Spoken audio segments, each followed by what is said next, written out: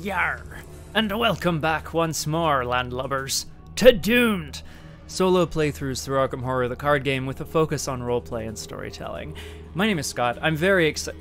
Should I have some sort of online tag? My name is Doomed Man. It doesn't matter. Welcome back to Doomed 1. Welcome back to Doomed All. I'm very excited because today on Doomed, we are starting a brand new campaign. There's nothing quite like a new campaign. You have hope. You know? You feel like I can do anything.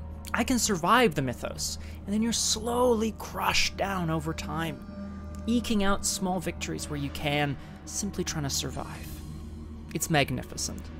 I'm thrilled to be back for another campaign season. What? Campaign of Doomed. My name is Skoom.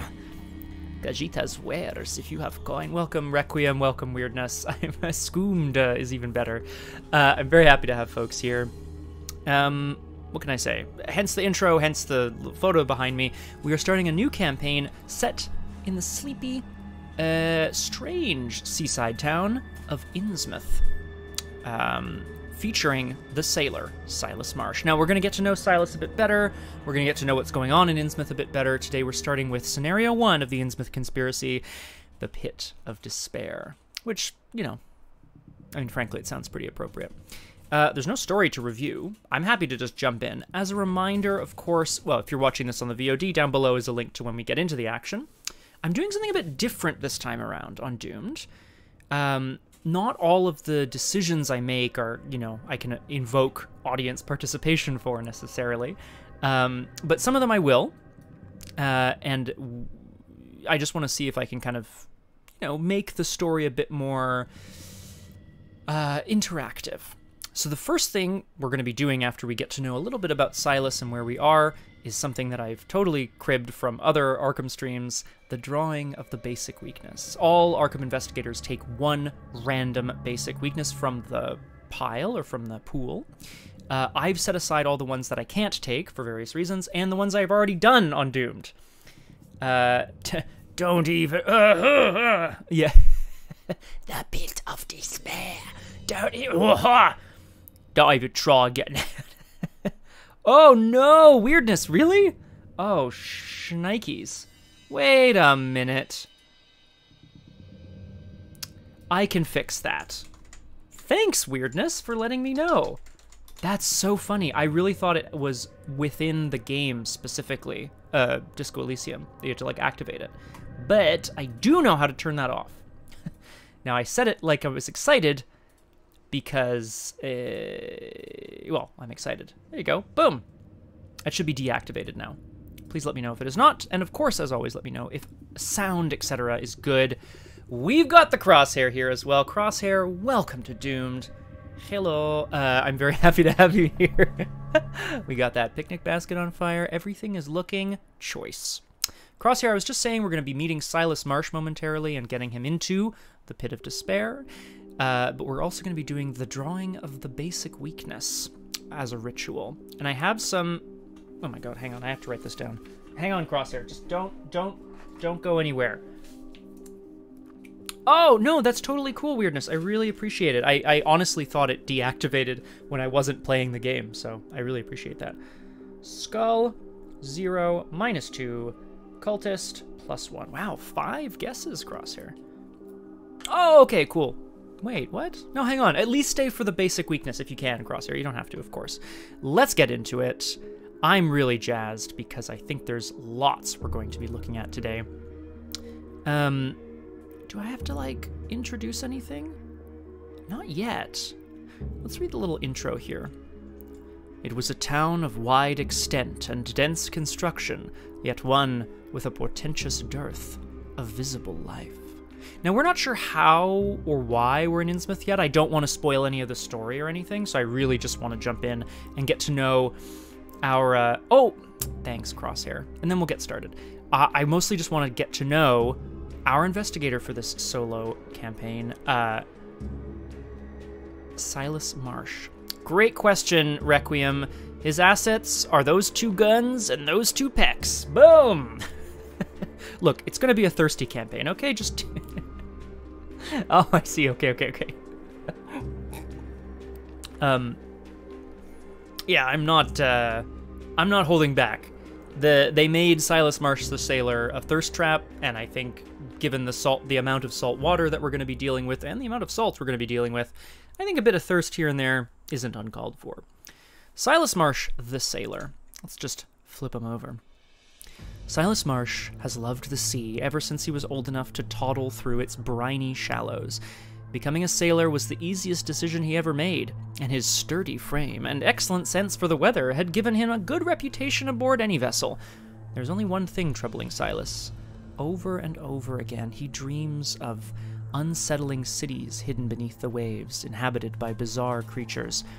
These dreams call to him, stirring something deep within him that he thought he had left behind in his hometown of Innsmouth. Now, interestingly enough, of course, Silas will be returning to Innsmouth, but again, we don't know in what way yet. I think the intro will probably tell us a bit more about that. You're learning, yes. Silas Marsh the Sailor. Whoa, that's it, John, it's true. Look at this guy. This is the thing, John. I was just saying, saltwater, briny shallows abound. I think this is going to be a real thirsty kind of campaign. I'm going to see how many references I can make to his pecs, to him flexing to save people. I don't know. I'm not quite sure. Again, on Doomed here, the focus is on roleplay and storytelling. I'm not going to necessarily talk through every mechanical kind of decision, everything that I'm thinking necessarily. We are... Oh, okay. Damn, Crosshair.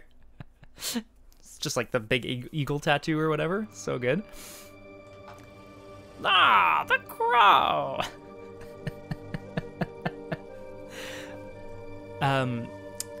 However, I think it's important to mention sort of what Silas does, what he does well, because I'll probably be leaning on that throughout the campaign.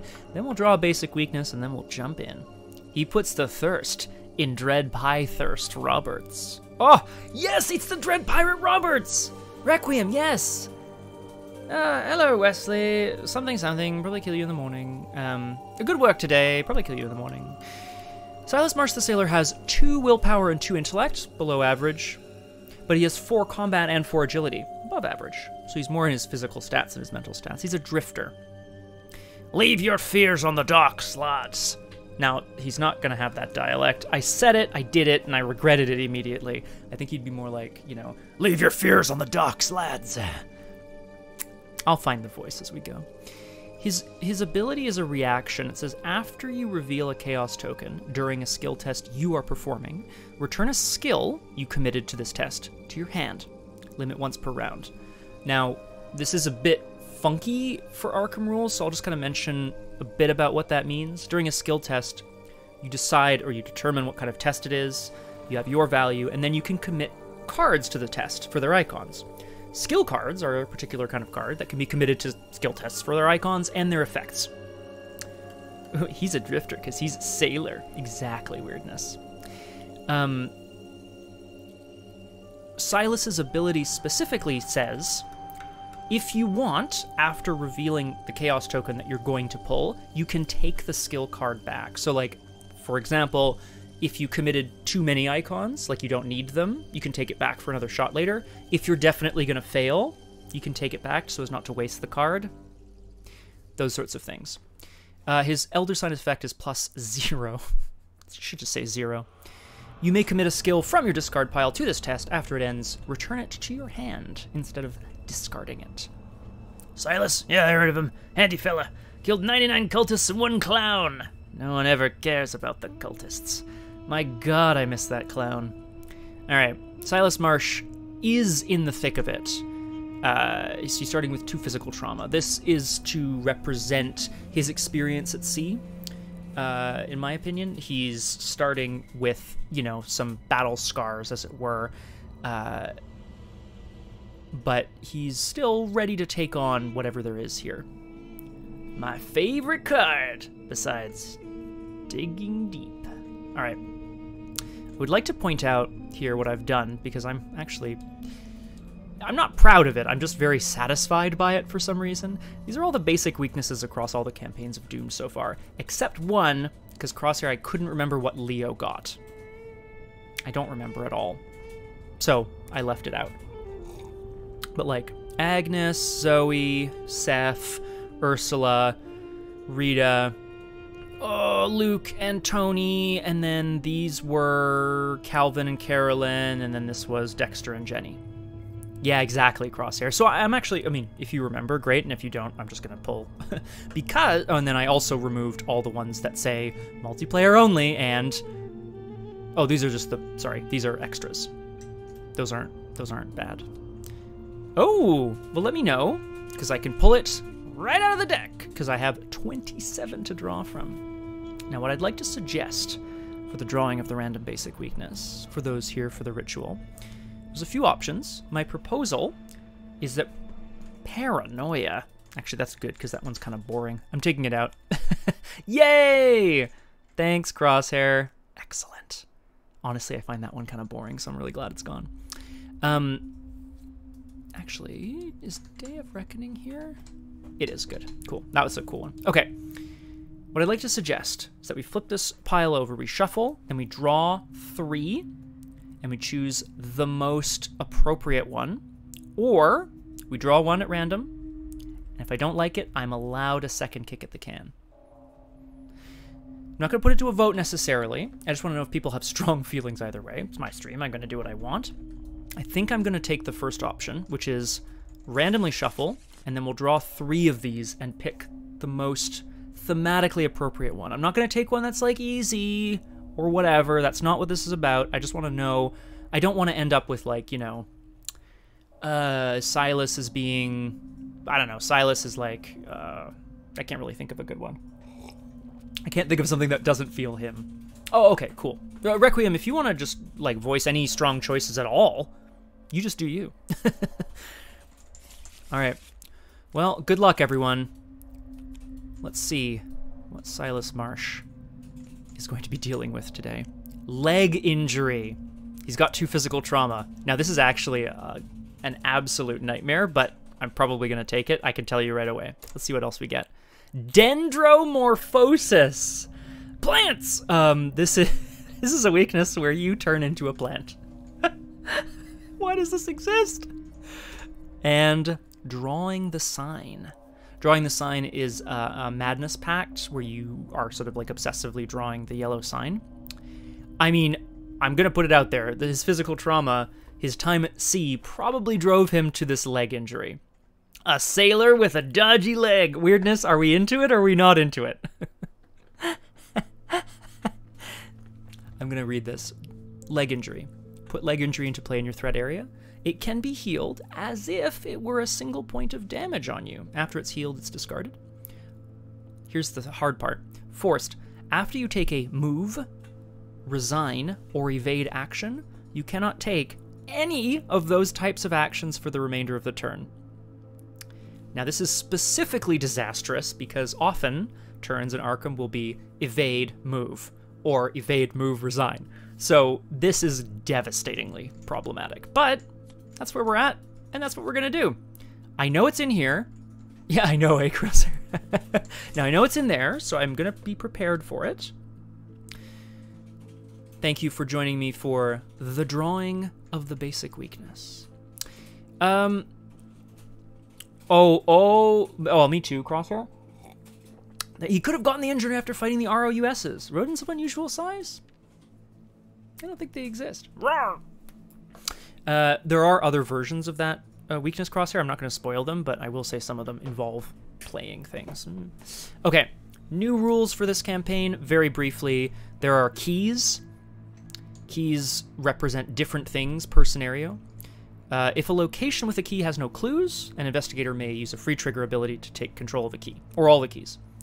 If an enemy has a key on it and that enemy leaves play, I can just take control of the keys. Yep. And then you can take control of them through other things. They don't do anything on their own, but they have meaning throughout the campaign. There's also flood tokens in this campaign because, you know, coastal and sailors, leg injuries. Each location can have one of 3 different flood levels: unflooded, partially flooded, or, that's right, fully flooded. There's tokens to affect this. They don't do anything on their own, but other cards will reference them, of course. Important note here, Where is it here? Flood level increases or decreases. It's on a scale. For the purposes of card effects, partially flooded and fully flooded locations are considered to be flooded.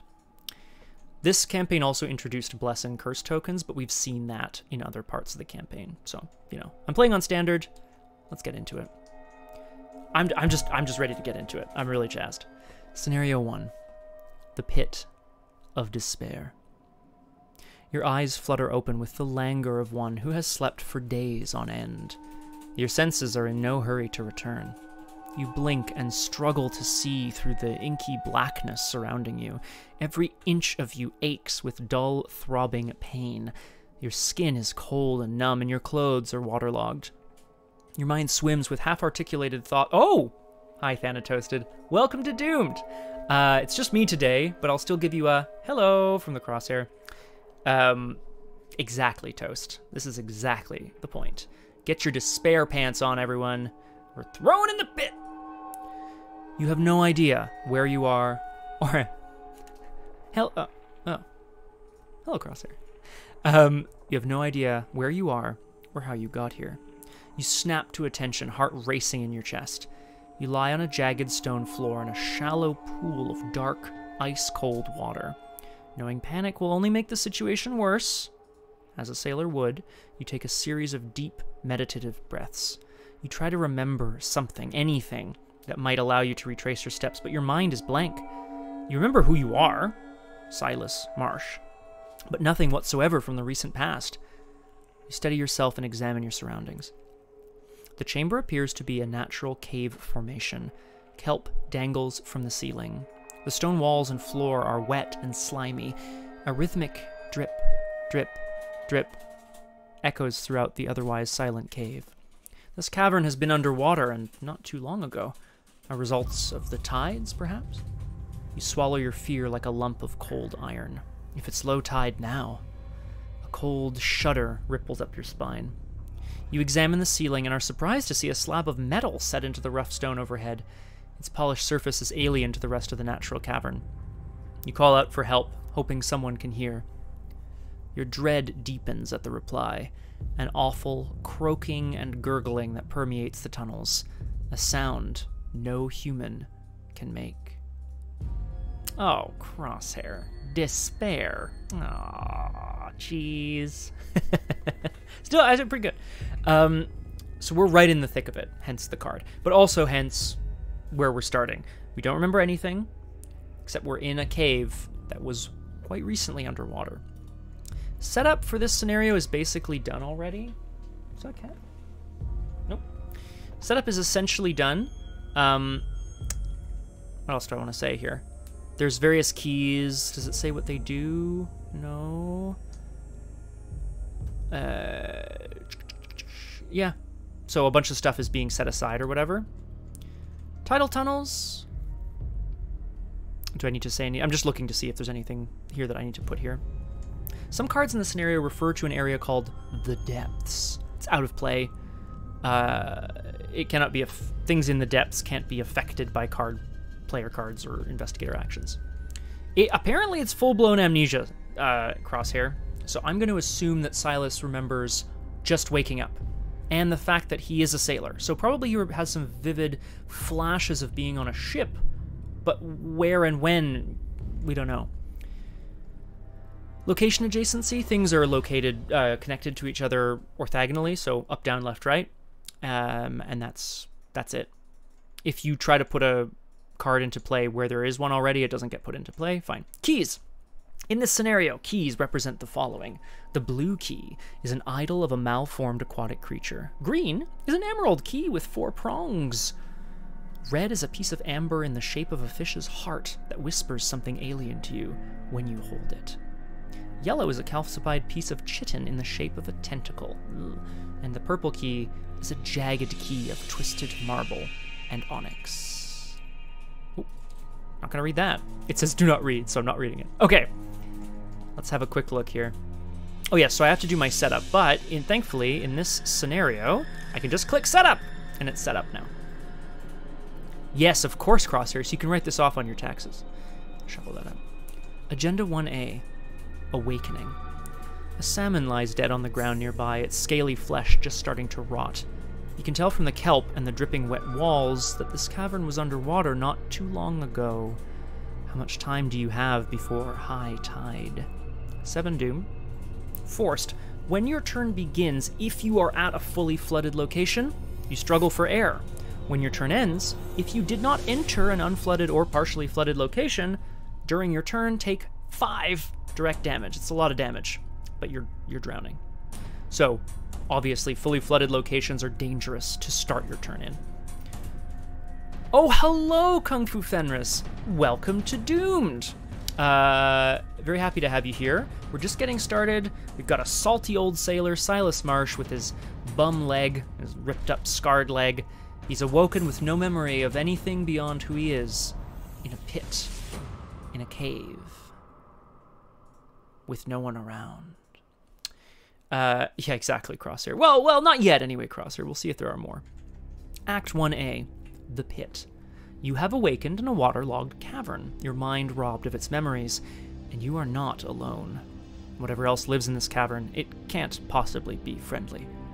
You have to get out of this place and back to civilization. 3 clues to advance the act. I'm going to go ahead and save.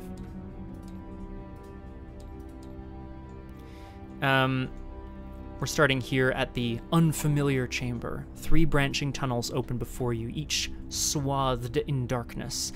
A foul odor like that of decaying fish permeates the tunnels. So these tidal tunnels all look the same from this side, but of course they're different on the other side, and they're randomized. The air is frigid here, and there is no sound but the faint plinking of water dripping onto the rough stone ground. You shudder and proceed onwards. You should also grab the token card next to your play area. Token card next to your play area. I got this little dude. There he is. Oh. Yeah. Oh, yes, of course. Whee! Thanks, Crosshair. That's a good idea. So what the various things do, I'm only going to look at those when they become important, which, according to Crosshair, will be right away. All right. I believe it's time. We know who Silas is. We don't know what he's doing here. We don't know why he's here. But I think it's time that we just jump right in and try to survive the pit of despair. Let's get doomed. That's a pretty good draw. I don't want to keep this. I do want to keep that. I do want to keep that. I don't want to keep that. And I'll draw 2 more. Excellent. Good mull. Strong shit. Okay. Let's have a look here. This is where Silas awoke, in this unfamiliar chamber. 1 clue, 3 shroud. After unfamiliar chamber is revealed, randomly choose one of the set-aside face-down keys and place it on unfamiliar chamber without looking at it. That's this bag right here. So I've shuffled it, and I've taken out a key. Welcome, Aragwen. Welcome to Doomed. I'm very happy to have you here. We're just getting started, so great timing. I've kind of done the little prelude. I'll give you the quick rundown. Silas Marsh, this hunk of man here, is a sailor. He's got, an old war injury, an old leg injury. But I'm very excited. Well, I'm very excited. He's here, anyway. He's awoken in a cave somewhere in the town of Innsmouth, but he doesn't know why. He doesn't remember anything other than who he is and the fact that he's a sailor.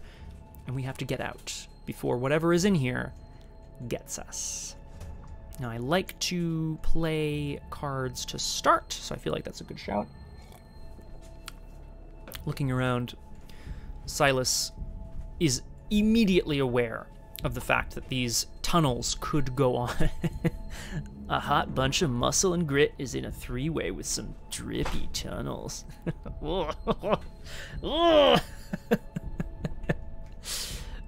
He's immediately aware of the fact that caves underground could theoretically kind of go on forever. These tunnels may even loop back around on themselves. It's impossible to know. Thankfully, he at least has a couple things nearby being dripped on. There's water kind of dripping from the ceiling, and it's plinking on something nearby. He reaches out. An old, meat cleaver. An old rusted blade is there. He can't remember if it's his or if it just happens to be something that was sort of nearby. But no matter. If whatever is making those croaking sounds comes out of the darkness, he wants to be sure that he's got something to defend himself with.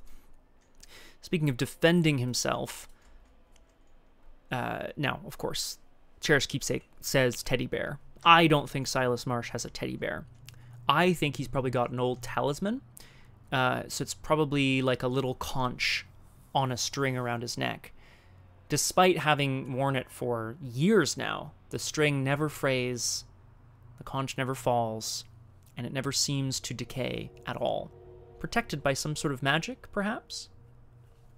The keepsake has kept him safe through many storms. And now it's time for him to figure out if he can find his way.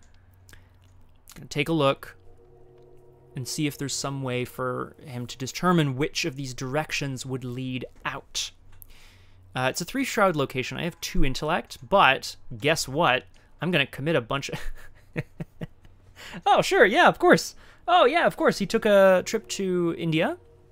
Oh, I took a trip. Not a vacation. He sailed to India with his crew many moons ago. I like that crosshair.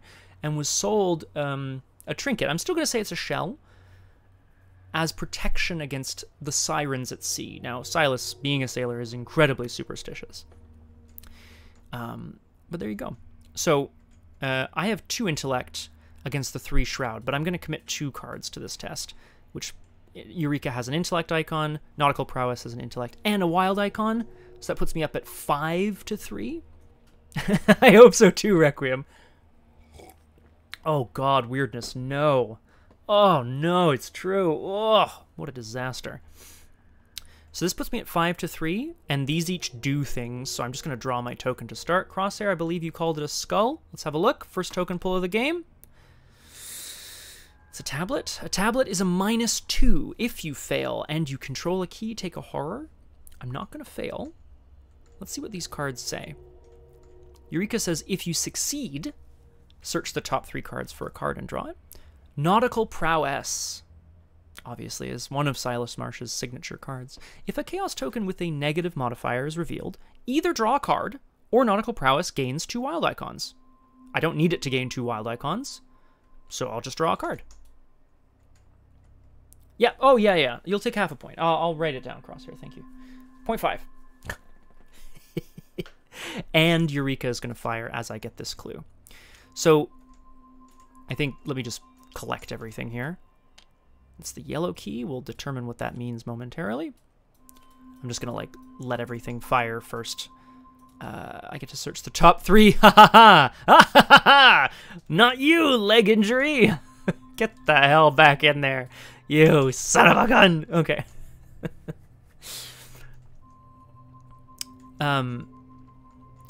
The key in yellow! Which one is the key in yellow? I can't remember which that is.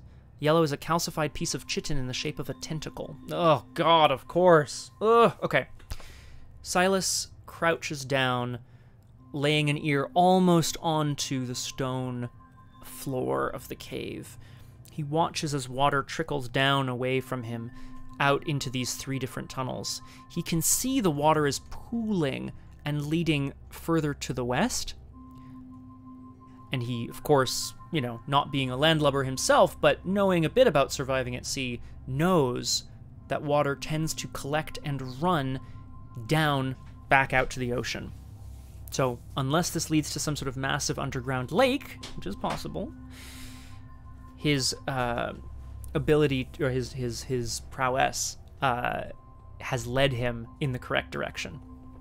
I don't know, what was it? Aragorn. Oh, geez, it was it Harold? I think it was Harold. Yeah, I think it was Harold. Yeah, good one, Crosshair. I'm not gonna say it. Yeah, I'm gonna say it. He has to remember. Okay. As he's looking along the ground, there it is. Light glints briefly off of something a little further ahead in the tunnel. He reaches forward, and is almost called by this piece of chitin, this calcified fossil. It must have been carved. There's no way it could be naturally forming. He takes it. And next turn I'll know where I'm going to go. But I've collected a key and a clue, which is great. So we pass the enemy phase, we go straight to Upkeep, where we draw a card, we gain a resource. This is bad. I will read this momentarily. A sudden flash. As Silas starts down the western corridor, he is suddenly stopped in his tracks by a vision of something dragging him down. Like that. A recurring nightmare he has had for many years. Creatures beneath the waves, cities, something calling to him, dragging him down. Dreams of the Deep Gate is a skill with 2 wild icons. It's a curse. It says this skill's icons subtract from your skill value instead of adding to it. And then it says, if this skill test fails, return this skill to your hand. Forced, if it's in your hand at the end of your turn, take 2 damage. Obviously, these hallucinations are no joke. Now, it's not my turn, because that was Upkeep, so I now have to figure out how to deal with that next turn. We go into the Mythos phase. This flash of the dream that he's had is somehow stronger. It's calling out to him. Well, you said 0 next time, Crosshair. You said 0. We go to 1 out of 7 Doom. I'm going to shuffle the encounter deck here. As he starts to head off to the west, the flash in his eyes. Oh, hang on. This probably doesn't fire. If your location is unflooded, Riptide gains Surge. It is unflooded, so I'm not even going to bother reading the rest. I'm just going to can it and draw a new card. Classic. Rats. Classic. The thunder of what sounds like rushing water forces Silas to turn. He can get to higher ground if needs be, but it isn't water coming around the corner. It is the scurrying sound of dozens of rodents of unusual size. I don't think they exist. A horde of cruel rats skitters forth in an undulating wave of claws, teeth, and mottled fur. This is actually probably... Well, no, I'm not going to say anything. This is not a bad thing, necessarily. Are the rats running towards him, having heard him waking, picking things up, shouting for help, or are they trying to escape something coming behind them? The swarm of rats approaches, and we're here at the unfamiliar chamber. So it's true weirdness. Oh god, the shrieking eels. Are they shrieking or screaming? Let's fight. Let's fight. Let's do it. Silas readies this blade, this chopping blade he's picked up, this rusted hunk of metal with a shrieking. Nice. Thanks, Aragorn. I thought so. He's ready to drive them off. Silas is not afraid. He's not a coward.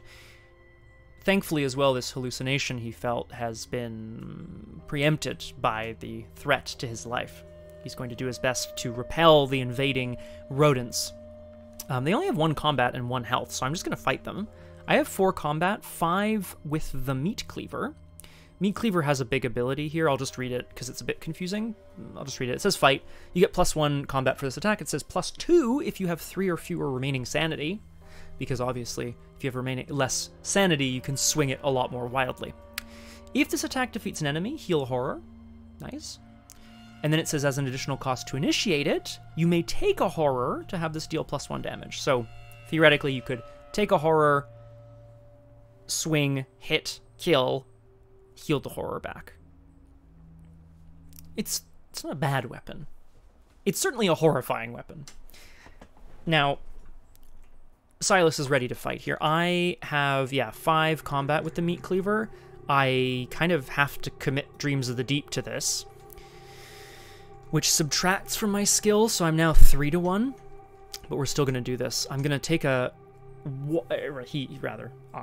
Silas is going to take a wild swing at these creatures and shout at them, trying to drive them off. He doesn't have a lot of experience with rats, but like a lot of pests, you just need to make a lot of noise and try to drive them off. 3-1. -1 is a pass. Crosshair, that is not a 0, so I'm going to give you X for that one. My apologies. I defeated an enemy, but I have no horror to heal, so I won't. But I got rid of the Dreams of the Deep, which is good. Close enough. Let's go to the west, where his prowess and his Eureka told him to go. We're going to move into the western Tidal Tunnel. Yikes. This is the fish graveyard. Oh my god.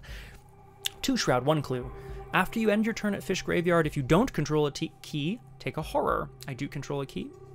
Free trigger if there are no clues on Fish Graveyard and you control the red key. Something, something, something. Read Flashback 3. That's right, people watching Doomed at home. Viewers. I could just call you viewers. Doomers. Wonderful people whom I love interacting with. This campaign is all about flashbacks, learning who you are, what happened to you. Now, I don't have the red key, so I can't actually do this, but I do want this clue. Vodoomers! Alright, let's do it. Silas, I really want to grab this clue. I have 2 intellect against the 2 shroud of the location. I'm feeling kind of lucky. Doomlings! I love Doomlings, that's so sweet. What I could do... When we put on Dracula in high school, we had cast and crew meeting and lesson to pronounce horror as horror. Horror.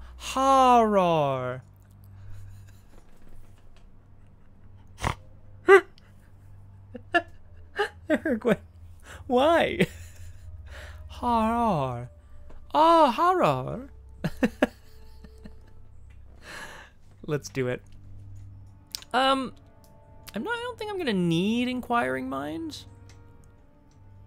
So I think I can...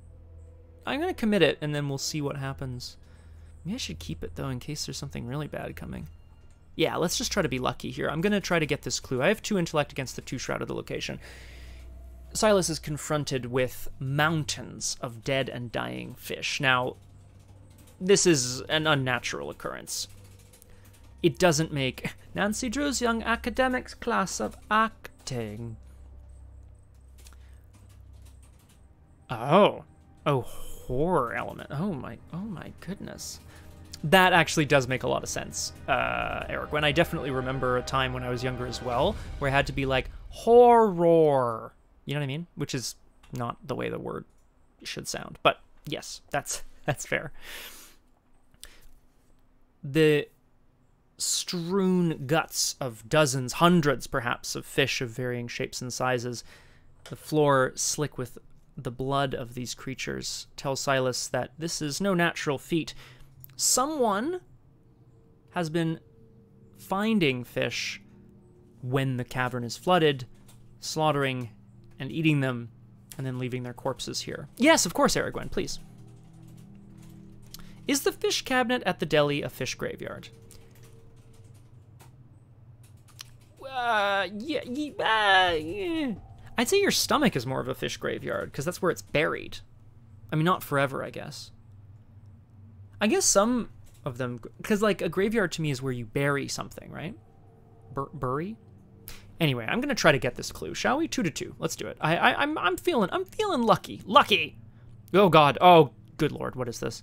This is a cultist. That was your next guess, Crosshair, I think. -2, if you fail and your location is flooded, take a damage. A fish mausoleum. Where they are displayed for all time. Now, this would take me to 0 to 2. Yes, correct. Crosshair, I'm giving it to you. Because I think you want to win on this one. Silas starts poking around inside the fish. And just, like, doesn't find a thing. I'm going to play Lucky, which... when I would fail, I get +2, which takes me back up to 2 to 2, which passes the test. I'll take the clue. Poking around inside the guts, he can see some of them have been torn open, but some by blade and some by teeth. What or who is leaving these fish here? Ah, Fisholium. Oh, God, it'd be so oily weirdness. Now I'm going to have to go back next turn. No enemies, so we go to Upkeep, where I draw a card and gain a resource. It's another copy of Lucky. We go to 2 out of 7 Doom. No flooded locations. Everything's cool. What's going to happen here in the fish graveyard? Aha! Suddenly, a clicking sound. Silas was feeling lucky having discovered so quickly the potential cause, or at least potential predators, of the fish in this room. And yet, he didn't realize that it was so close. What he thinks is perhaps a man shambles out of the darkness, and he raises his hand in greeting before taking a step back, readying his blade. This is the lurking deep one. It is no man. This is some sort of bipedal fish. Absolutely horrifying. Forced, after the lurking deep one engages you, take a damage. Straight up. No recourse, baby. Take a damage. That kind of sucks. I will be fighting this. Let's party. The creature gurgles out of the darkness and starts to lurch towards Silas, who readies his blade. Perhaps this was the sound he heard before. I'm going to fight it. That's all I'm going to say. Meat Cleaver lets me take a horror to deal an extra damage. Aragorn is correct. This guy looks like he's just like, huh? What? What? No, oh, I must have been sleepwalking, Dad. Oh, jeez. That's what he looks like. Meat Cleaver, take a horror. It will deal +1 damage if I succeed. I'm fighting at 5 to 2, sorry. And that's that. I think that's just where it's going to be. What do I want to say here? Yeah, the beast bares its teeth, which are decidedly inhuman and somehow unfish-like either. Silas steels himself, ready to defend, when the beast sets upon him. He begins to try to chop to drive it off. Let's go 5 to 2. A 0? I'll take it. I just wanted another square of brownie. So that's a pass. Which deals 2 damage, which defeats the deep one, which heals my horror. Dup, whoop, whoop. Pretty good. The visions of past actions of the Meat Cleaver invade Silas's head as he swings it, not believing the false image of an innocent. The Meat Cleaver strikes with a squelch into the creature's neck. Silas meant to frighten it, perhaps chop at it, give it a glancing wound. He manages to strike it directly in its neck, where a look of shock passes over the creature's face. It gurgles, black blood spurting from its neck. And for a brief moment, he can see in the creature's eyes a sense of shock, almost human. That was one action. Second action, I'm going to move back to the unfamiliar chamber. He's running out of the graveyard, leaving the creature's corpse behind. Third action, we're going to move... I guess the river didn't take him anywhere yet. He's going to see if he can find another way around. I'm going to go down to the south tidal tunnel. He's just running, trying to get away from this thing. Okay. This is the underground river. This is where all the water's flowing to. Underground river cannot be fully flooded, which is nice. So there's always going to be like a ledge to perch on. After it is revealed, increase its flood level. So it becomes partially flooded, which is represented by this little token, as opposed to this token, which is fully flooded. 4 shroud, 2 clues, victory 1. I'd love that, but Silas is not so good at the old clue-a-rooing, so we'll have to see how that goes down. No enemies. We move to Upkeep. Silas takes several deep breaths, marveling at the geometry of the geology of this underground river. He calls out a whispered, "Hello." It echoes back to him. Silence once again invades the cavern. We go to Upkeep, where we draw a card and gain a resource. This is Keep Faith. I wanted to do something a bit different with Silas Marsh, instead of kind of what people often do. I wanted to try a, like, Blessed Sailor vibe, you know? The keepsake, the shell that he received on that trip, right? The siren repelling or protective talisman is his charm, and it's perhaps going to bless him on his future endeavors, which actually feels really good. So we'll do that. We'll go back to Mythos Phase. That's 3 out of 7 doom already.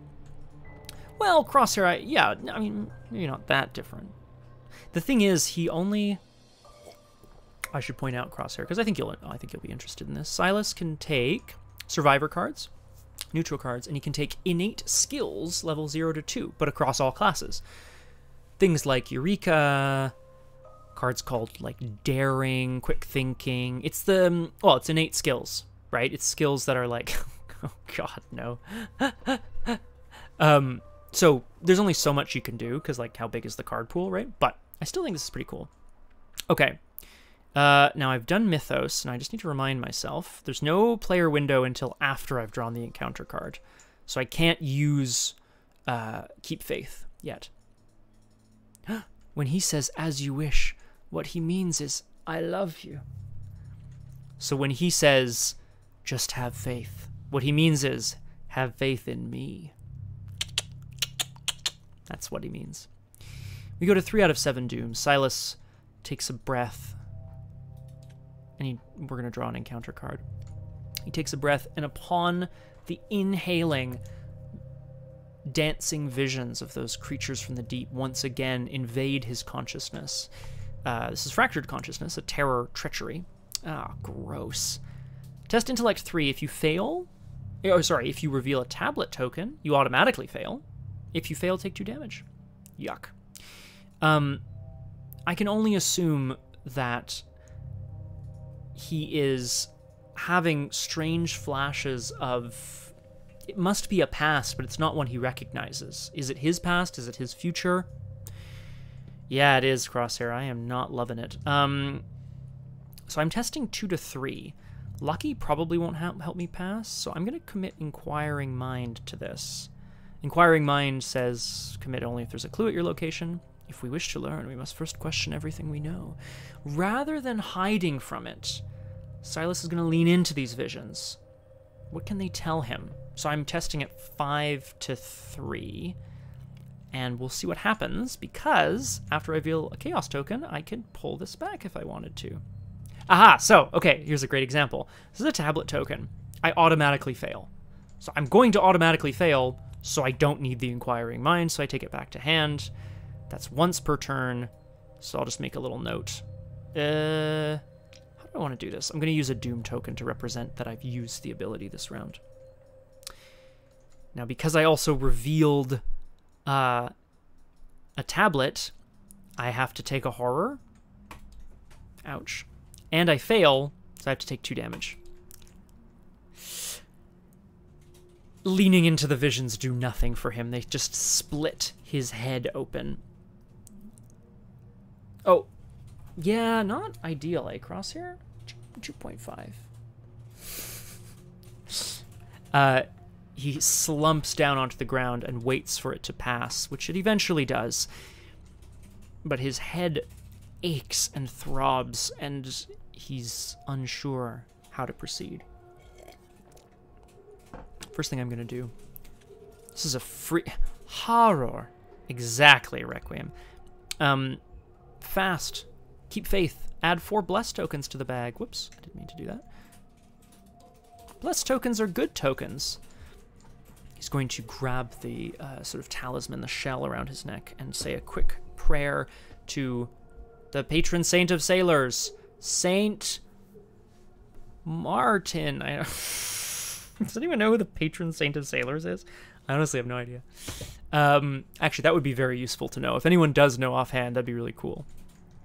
Now, I would love these 2 clues. And I just feel like this isn't the best thing. I definitely want...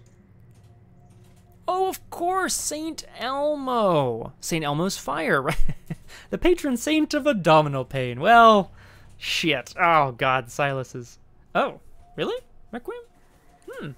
I do remember, because Saint Elmo's fire is a thing. It's like atmospheric phenomenon that's like seen often at sea. Or not often, seen at sea. I can't really do much yet. I think I need to take a resource, slap down a trench coat for some soak. Trench coat, you know, it's not necessarily a trench that Silas is wearing. but he does pull the scrap of cloth around him a little tighter, remembering that he has it. Perhaps he can use it to sort of deflect some attacks if he needs to. St. Christopher, St. Brendan. Oh my god, there's so many. Okay, oh, a bunch. Okay, cool. Well, he says a prayer to, this time, St. Brendan. I have one action left. I have no resources. This is a nightmare. I can't even use Lucky. I think I'm just going to... Inquiring Mind would probably be wasted here, so I think... I can't just try for a clue. That's a foolish move. I'm going to draw a card last action. That's a good shout. Ah, St. Brendan Fraser. Oh, they should saint that guy. Huh. Yeah, I mean, that's the thing, right? There's only so many, like, things in the world that are, quote-unquote, worth being a saint of. What I mean is, there are things that people wouldn't want to be saints of, right? Saint of microwave ovens. The saint of garbage disposal units, right? But soldiers, sailors, candlestick makers. Oh, yeah. I know. Oh, he's a cool dude. All right. So nothing here. He's just recovering briefly from the horrible event that's happened to him. I'm going to go to Upkeep, where I draw a card and gain a resource. Unexpected Courage, also a good shout. We're going to go to 4 out of 7 Doom. Things are looking a little slow here as we wait to see what horror. Oh, that's cool, Requiem. There would be one, right? There would be one. He looks down towards the river. Where does it lead? Does it perhaps lead out? I'm going to draw an encounter card. Oh, for fuck's sake. This is another Lurking Deep one. I have to take a damage. I'm going to put it on the trenchcoat. As Silas leans in closer towards the edge of the river, quote-unquote, as he looks down towards the end, suddenly the river explodes in froth as another one of these creatures leaps out of it, clawing at him. Silas manages to stumble back and readies his blade. I'm going to take a horror, when I initiate this attack, which puts me at 3 sanity left, so now I'm fighting at 6-2. Yeah, let's party. 6-2. I'm just gonna try to swing and kill this thing. Let's do it. -3. Perfecto. The blade flashes out again. The creature screeches and falls with a splash back into the river, where there is not a single bubble that ripples the surface when it stills again. Silas lets out a sigh, a deep sigh. He's managed to defeat the creature. Thank you, weirdness. So I get to heal a horror because I killed something with the meat cleaver. Ooh, delicious, Crosshair. Never thought I'd hear you say that, Crosshair, but I suppose you are only human. Bun, rather. Okay. We need these clues. I think my best bet is to... I have an idea of how I'm going to get this, so I'm going to attempt to find some clues here. Silas is going to sort of edge his way along the little parapet, if you will, the sort of like edge of the stone, and see how far he can make it. I'm going to try to take heart here, knowing that it's unlikely that we're going to have, that we're going to find anything, but we're going to take heart and make sure that we know what's coming. This will, if I fail, which I will, I'm going to draw some cards and gain some resources. So 2-4. -1 is a fail. Nothing bad happens, except I draw 2 cards and gain 2 resources, which I love. Jeeves! We did his neck and chest. Oh, that's... He got fed up. In time for me to jump back to the keyboard and go, hehehe. Erwin, that's so nice. I love that you're giving Jeeves a nice haircut. It's lovely. Saint Drogo, the patron saint of unattractive people. Well, you know what they say, Requiem, right? Well, I don't know what they say, but do you know what they say, Requiem? No, there's I feel like there's something about, well, something. Of course, you know, theoretically, you know, anybody, just mythologically speaking, right, like within the context of Christianity, right, Jesus went out and like ate with the sort of most unattractive people of his day. He healed a leper, you know what I mean? Like, so it would make sense that there would be a patron saint, I think. So we took some faith here, and I think last action I'm gonna make sure that we've got some bandages. So did Silas find... oh, this should be flipped back up. Did Silas find a way out? Hell no. Did he find some scraps of cloth on the ground? Hell yeah. He's gonna grab those and use them as makeshift bandages if it is called for, which it will be very shortly. Again, we loop back around to Upkeep, where I draw a card and gain a resource. Unrelenting, very good. I need to make some progress here. I'm at 5 out of 7 Doom, and I haven't, like, done anything. Actually, this is kind of a problem. Let's draw an encounter card here. Rising Tides. Increase the flood level of the nearest location that can have its flood level increased. Well, that's okay. It's not here. It's got to be the regular chamber, the unfamiliar chamber. You can hear water starting to rush in. And he knows that the tides will not wait for him. Yeah, exactly, weirdness. Well, it's certainly better than fish guts. Now, how am I going to catch these clues? I think I'm just going to commit a bunch of icons. Yeah, seems legit. I really need these clues, or I want these victory points and these clues. Seems legit here. So... 4 to 2. I am going to commit some cards. Inquiring Mind takes me up to 5 to 4. And Unrelenting. Now, Unrelenting is an awesome skill card. This is Silas Marsh shoving a deep one over the edge of his boat with a spear, because he's a badass. Absolute badass. After committing Unrelenting to a skill test, search the Chaos Bag for... I'm going to repeat this when Crosshair returns. You're back! Perfect, Crosshair! No, but that's still a lot of food, Crosshair. Sounds delicious as well. Crosshair, I'm going to attempt to get one of these clues on this location by inquiring and being unrelenting. So I'm not going to continue down the river. We're going to figure out a way back, and he's going to try to map out the region based on... the sort of way that the water is running and where he might be able to find it. Unrelenting is a sick skill card. After you commit it to a skill test, search the Chaos Bag for up to 3 non-tentacle tokens and seal them on Unrelenting. If all 3 tokens are +1, 0, Bless, or Elder Sign tokens, draw 2 cards. Release them after the test ends. So, it gives you a wild icon. It allows you to seal 3 bad tokens, which improves your odds of passing, or 3 good tokens, and you get to draw 2 cards. Now, I'm a little concerned about passing, but I also really want the card draw. So I am actually going to seal some good stuff tokens. A 0, a +1, and a 0. So they come out of the bag.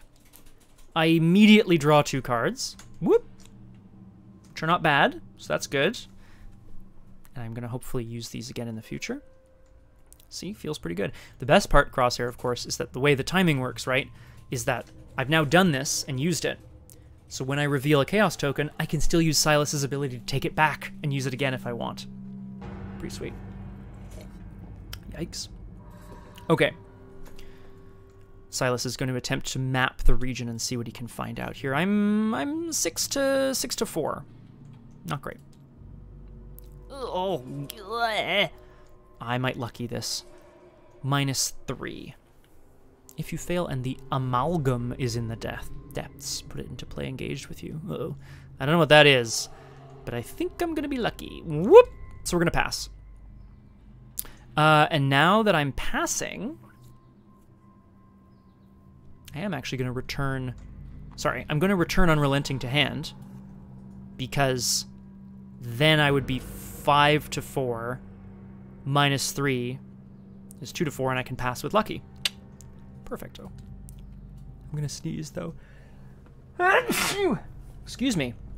Aragwen, say hello to Jeeves for me, by the by. I like that. I like that doggo. Not having met said doggo, but I'm sure he's looking very sleek and lovely. Okay. So, passed. Excellent. We throw those chaos tokens back in the bag. Yes, thank you, Crosshair. Okay. Passed, used our ability, got a clue off the location. I think we're gonna do it again, baby! Is there stuff in here to return to hand? Hell yeah, there is. Oh my god, yeah. We have the 3 clues we need, but I'm gonna give it one more round, I think. We're gonna go again and commit a bunch of stuff to this test. Let's see. I have 2 intellect versus the 4 of this location. So let's do it. Resourceful, unexpected courage, and unrelenting would put me at 3, 4, 5, 6 again to 4. I can't pull stuff back this time. I don't want to fail, and I also don't really need more cards. No, we're good. And I want to pass. So this time I'm going to pull the Elder Thing, the -4, and the -3 out of the bag. Pretty good. You can't pull the Tentacle, naturally. Did I run out of Muzak? I did! There we go. Okay. Once again, I'm using so many skill cards on this. Once again, Silas is... Oh, well, I mean, that's it. Oh, good point, Crosshair. They're all bad, though. Fuck it, you're right. You're right. They're all kind of bad, but, like, mostly I forgot there were 2. Thanks for noticing, Crosshair. He is once again going to attempt to map out the region to see if there's anything that he can do to... He's no spelunker, he's no explorer, but certainly he's been underground before. Is there any way that he could sort of map out the region and figure out which way the water is flowing? Let's go 6 to 2. 6 to 4, sorry. Skull, -2 if your location is partially flooded. Nice help. Which is exactly what I want. So, unrelenting and unexpected courage go in the bin, resourceful goes in the bin. Choose a survivor card and return it to your hand. I am going to choose Lucky. Feels like a good card to choose here, and we get the last clue off this location. I'm going to, last action, return to the unfamiliar chamber, and then next turn I'll have 3 clues. Armed with, you know, a tentative knowledge of what the, you know, what he's seen so far and what these caverns may look like, and approximately how deep underground he has to be based on the sort of pressure and the trapdoor in the ceiling. He's going to return to the chamber and try his last tunnel here. No enemies. Upkeep, draw a card, gain a resource. That's another resourceful. And he is resourceful. Oh, thank you.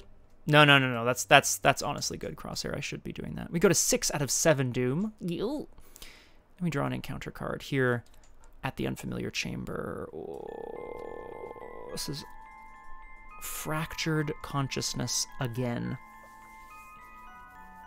Again, I really want to pass this. It's not looking good for our heroes. I could just take heart. The 2 damage would kind of suck. Yeah, so, oh, Crosshair, sorry, I should actually mention. I'm going to use something else for this. I'm going to use maybe one of these.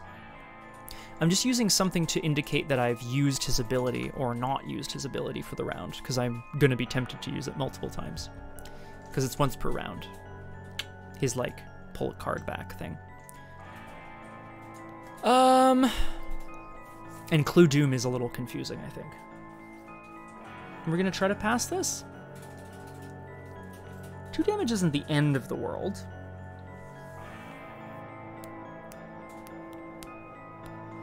Obviously, his mind cracks open once again, spilling into him are memories, brief flashes of battles, horrible sea monsters, strange eyes peering from behind closed doors, things he can't explain, a lighthouse in the darkness. And there you go. I don't want to take 2 damage, but maybe I just want to draw the cards. What would I resourceful back to hand? No, I'm not going to burn a lucky on this. I'm just going to take heart.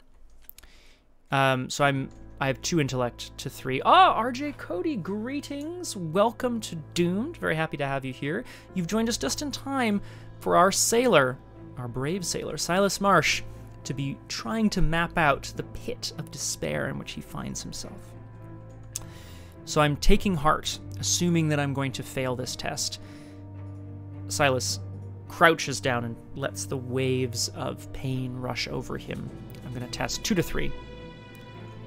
Okay, good thing I didn't commit anything. A cove-themed horror. Hello. So I failed.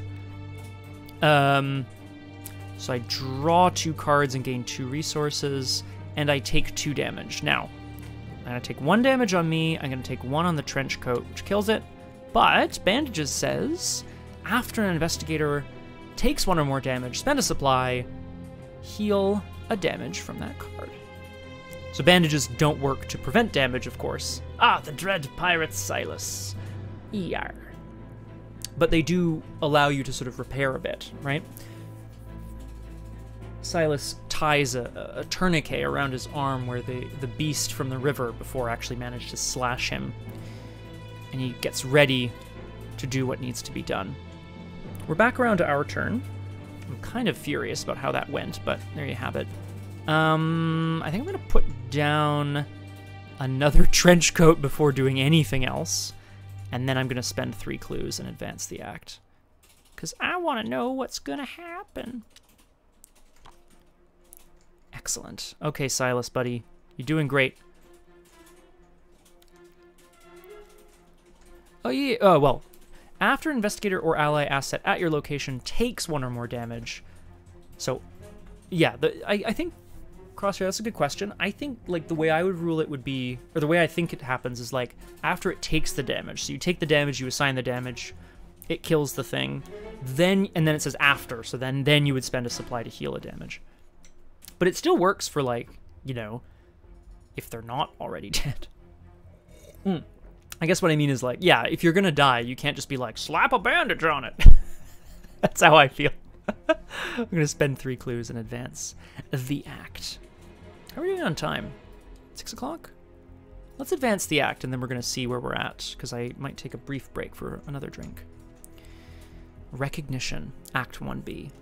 You find a path that leads deeper into the strange cave system, but before you can follow it to see where it leads, the sound of water sloshing behind you sets your heart racing. When you turn to face the sound, what you see next nearly causes you to faint, which is terrible because Silas is actually already in a really bad way, physically speaking. He's like injured, he's all slashed up and shit. It is an enormous hybrid of many faces and shapes, some human, some aquatic. All of them misshapen and revolting. As the thing draws closer, you meet the frozen gaze of one of the faces upon its body, and you realize that you recognize it. Spawn the set-aside, the Amalgam enemy engaged with the lead investigator. That's me, the Amalgam. We'll read this before we, like, go on and do anything else. The Amalgam is, oh my god. What is that? It's like a golem or something. Good lord.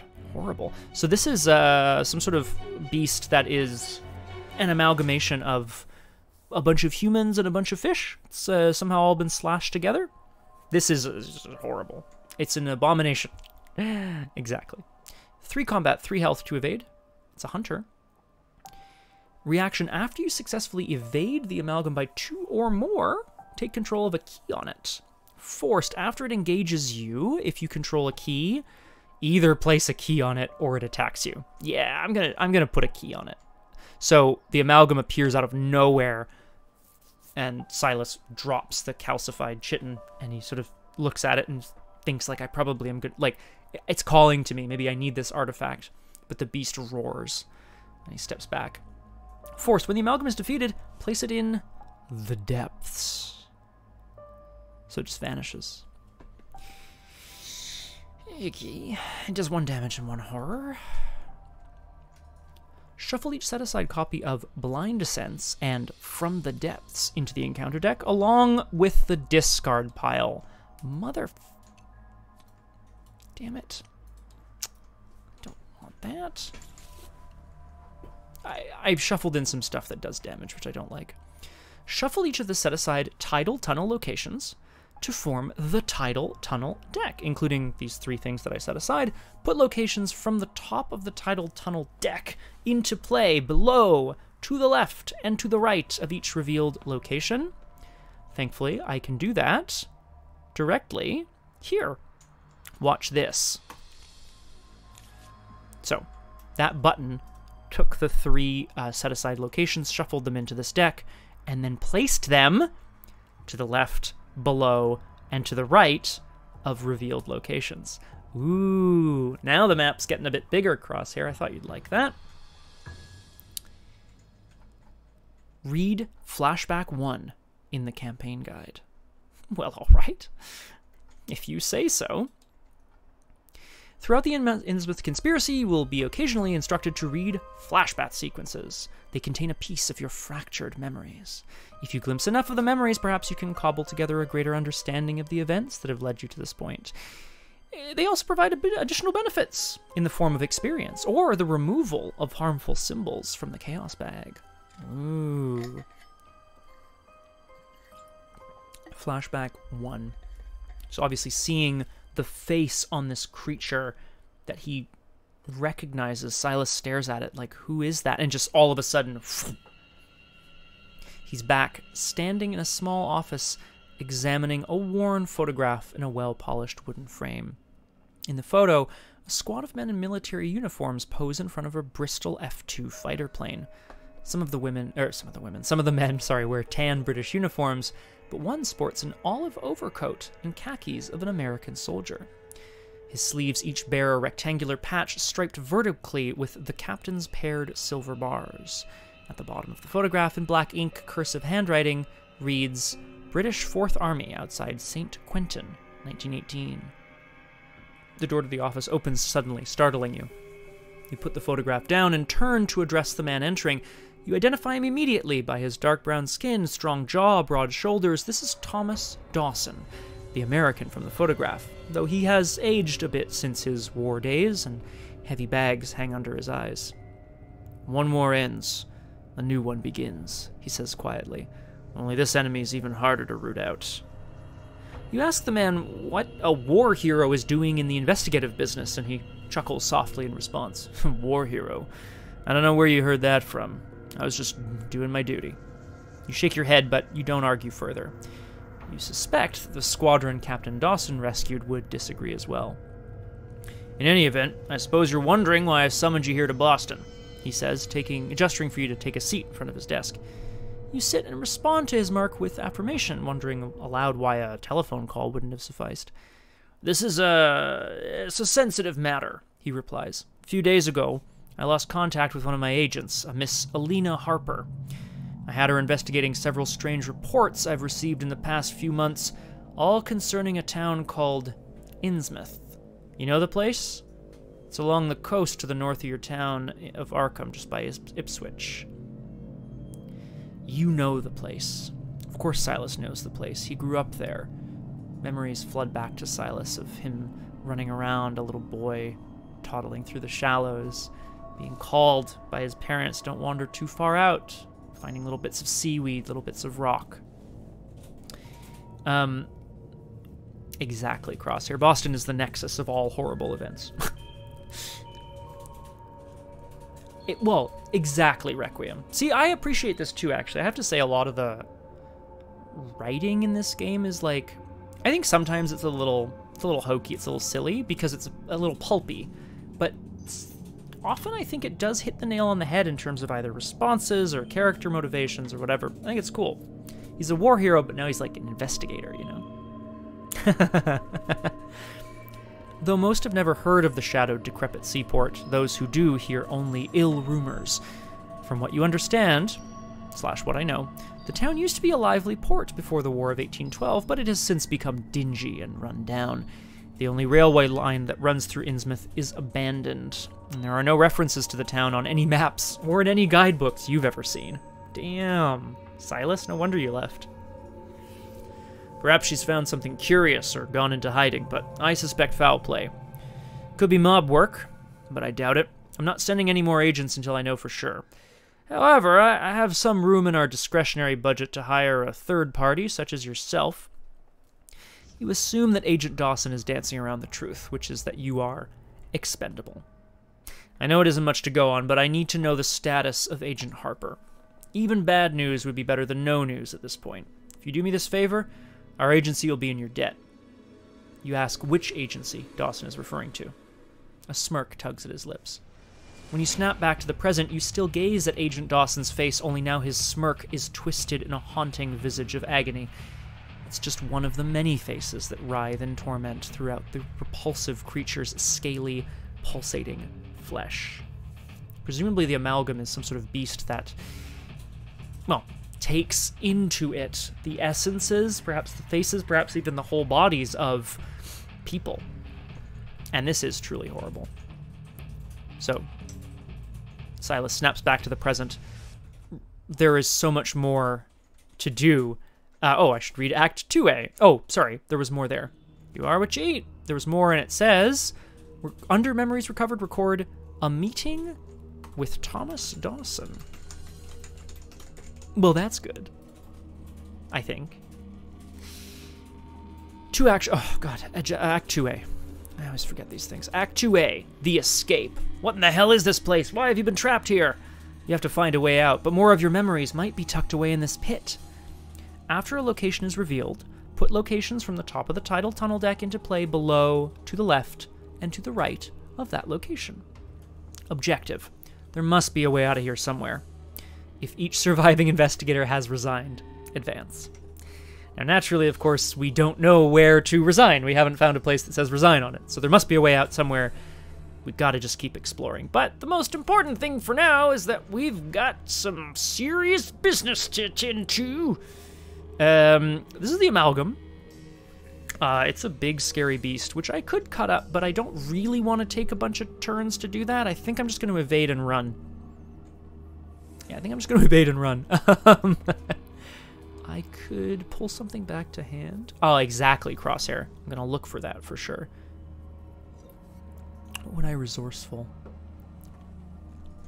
A take heart, maybe? Okay. It has 2 evade. I have 4 evade. I have 5 with the trench coat. And I'm going to toss a resourceful into this to be 6 to 2. I'm hoping to succeed by 2 or more. I can't use lucky to succeed by 2 or more. So do I also want to throw in a unrelenting? F it, whatever. Yeah, basically Crosshair. I know this is about storytelling, but what the... Get the out of there. I'm going to unrelenting. And then I'm going to use unrelenting to seal. Good stuff for card draw. What am I looking for in my deck? What am I looking for? More cool cards, right? Yeah. So I'm going to take 2 zeros and a +1 out of the bag. Which draws me 2 cards. Let's party. Brute force, baby. That's what I like to see. Okay. So unrelenting draws me 2 cards. Resourceful adds an agility to this. So I am rocking 7. Yeah, I don't need them, Crosshair. I could leave them. I have them. What? What's the question? Oh, it's any combo here. Yeah. Here, I'll read it. Sorry. It says, if all 3 tokens sealed on it are +1, 0, bless, and or Elder Sign tokens. So, like any of the above. Which is pretty legit. Because I'd rather, like, use the bless tokens, right? I mean, I'd rather not. Actually. Yeah, no, I'm leaving it. Seeing this beast staggering towards him, Silas is not in the mood for a fight right now. He's going to basically deke left, try for the fish graveyard.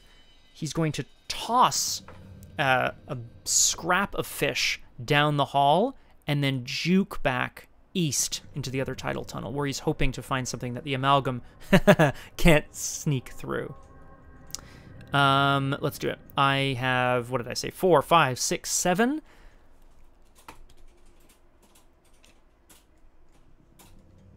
-3. If you fail, I didn't fail. And I still succeeded by 2. So, it's evaded, and I'm going to take control of the yellow key. The Amalgam does indue... yeah, sorry, I assume that's like a Canadianism. It's like a... I think it's a thing from hockey. Gordon Bombay. Oh, it's not... yeah, sorry, it's not Canadian. Of course, it's from the Mighty... Or not from, but it's used in the Mighty Ducks as well. It's a hockey thing. Deke. Eke out a win or deke out a win? Exactly. So... the Amalgam does indeed stamp towards the fish graveyard just as Silas manages to skid to a halt, grab this piece of chitin, and run off towards the tidal tunnel to the east. That was my second action. Yeah, I can't get rid of either of those, but Resourceful Fires, which I will grab a...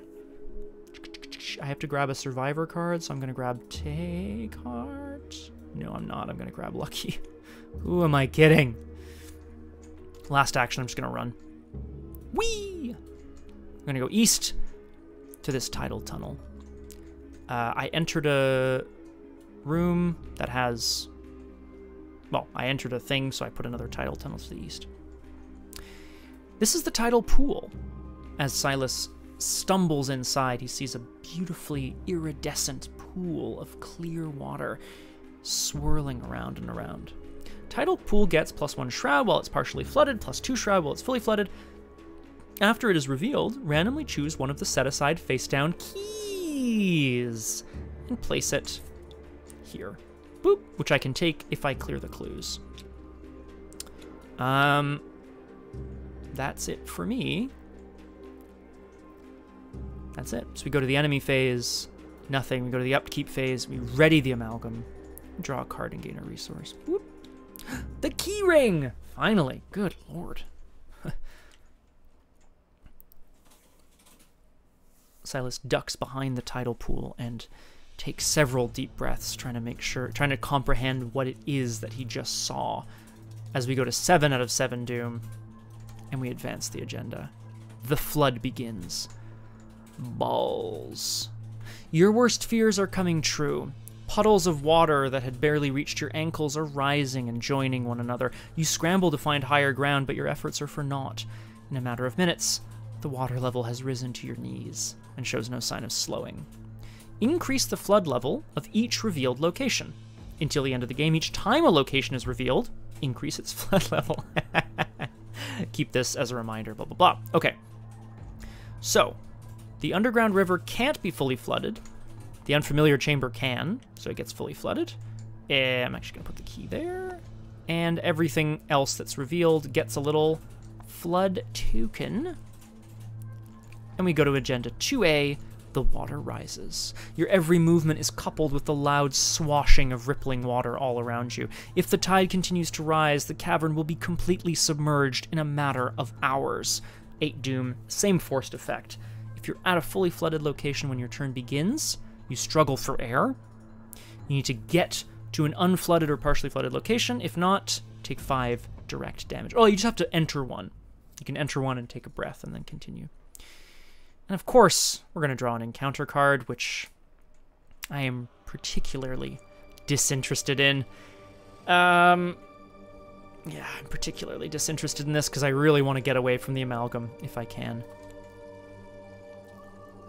For fuck's sake, dude, I can't take another 2 damage.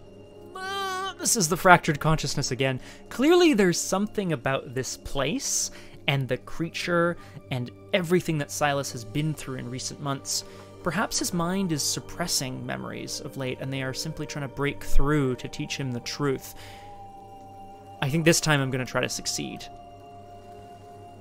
Yeah, I'm going to try to succeed here. I'm going to commit an unexpected courage to this to be 4 to 3. Come on, Silas! Ooh, +1. +1, which means I don't actually need the courage, so I'll take it back to hand. Baby!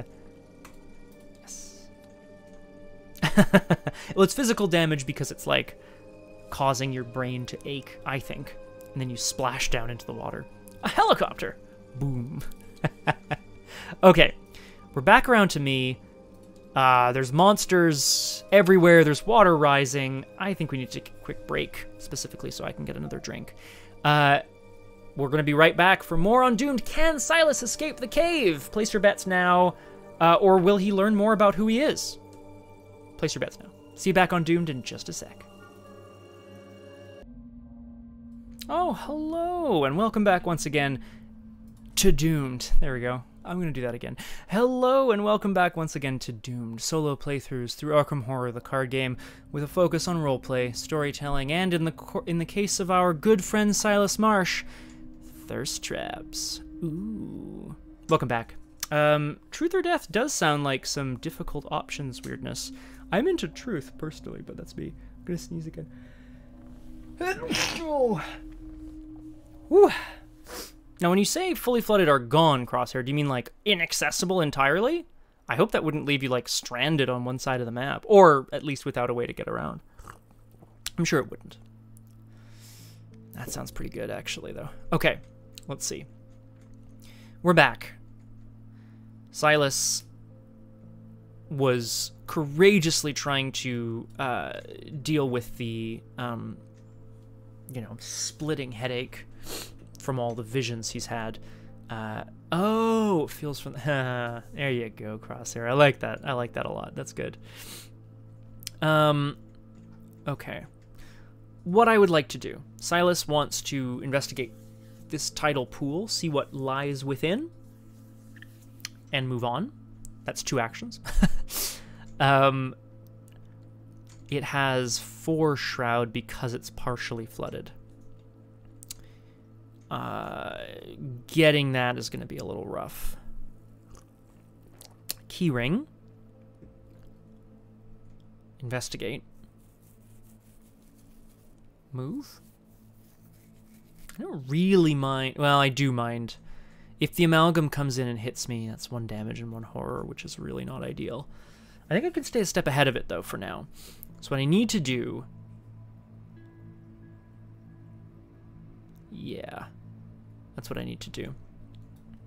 I'm going to take out the old key ring. Now, of course, you know, this old ring of keys, naturally, you know, it would make a lot more sense in different contexts. I think down here,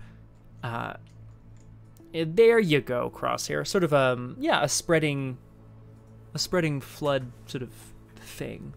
Right, so it could say, like, instead of placing Doom, instead flood a new location or whatever. That seems pretty cool, TBH. The keys he manages to find on him are, of course, they're not keys. Would it be a flashlight? No, I don't think so. I think it might be sort of... What is something that would help him investigate here? I guess I'm going to call it like an old, like a lighter, maybe? Something to sort of light up the darkness of the cavern. Maybe a little makeshift torch that only lasts a little while. Silas is a thirst trap. Exactly, Requiem. Oh, gee, well, if he was less hot, there'd be less water here. Definitely not Aragwen, because then you're going to be like, ooh, that one looks comfy, that one looks cozy. And then you think, what if my bed was just pillows? And then you buy all of them. Disaster. All the tomatoes.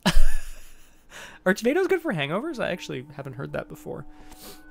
All right, we're going to investigate here.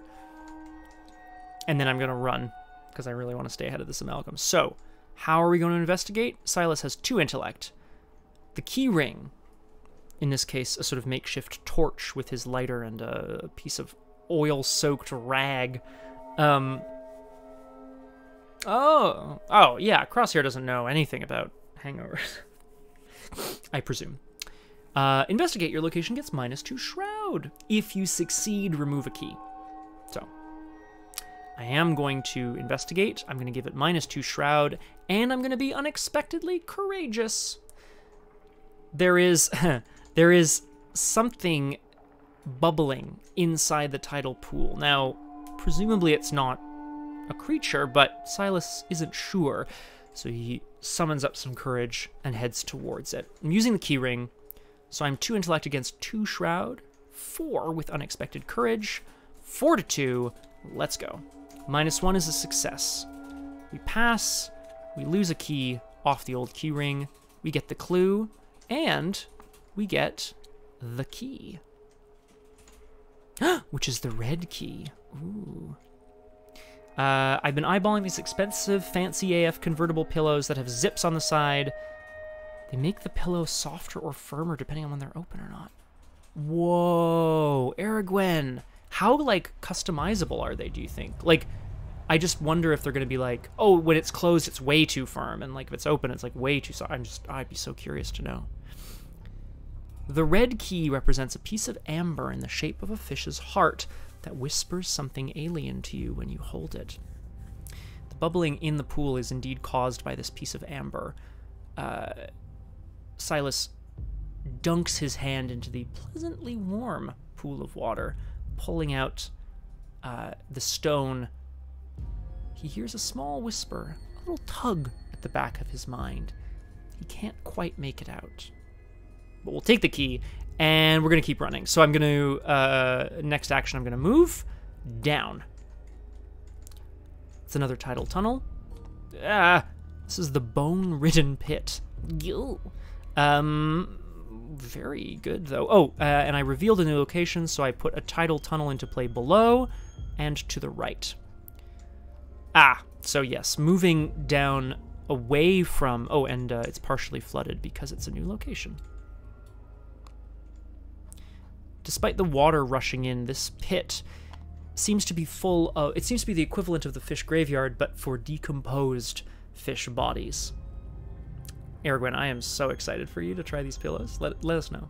For each key controlled by an investigator at the bone-ridden pit, it gets -1 shroud. So currently it's it's 4 right now. 1 clue.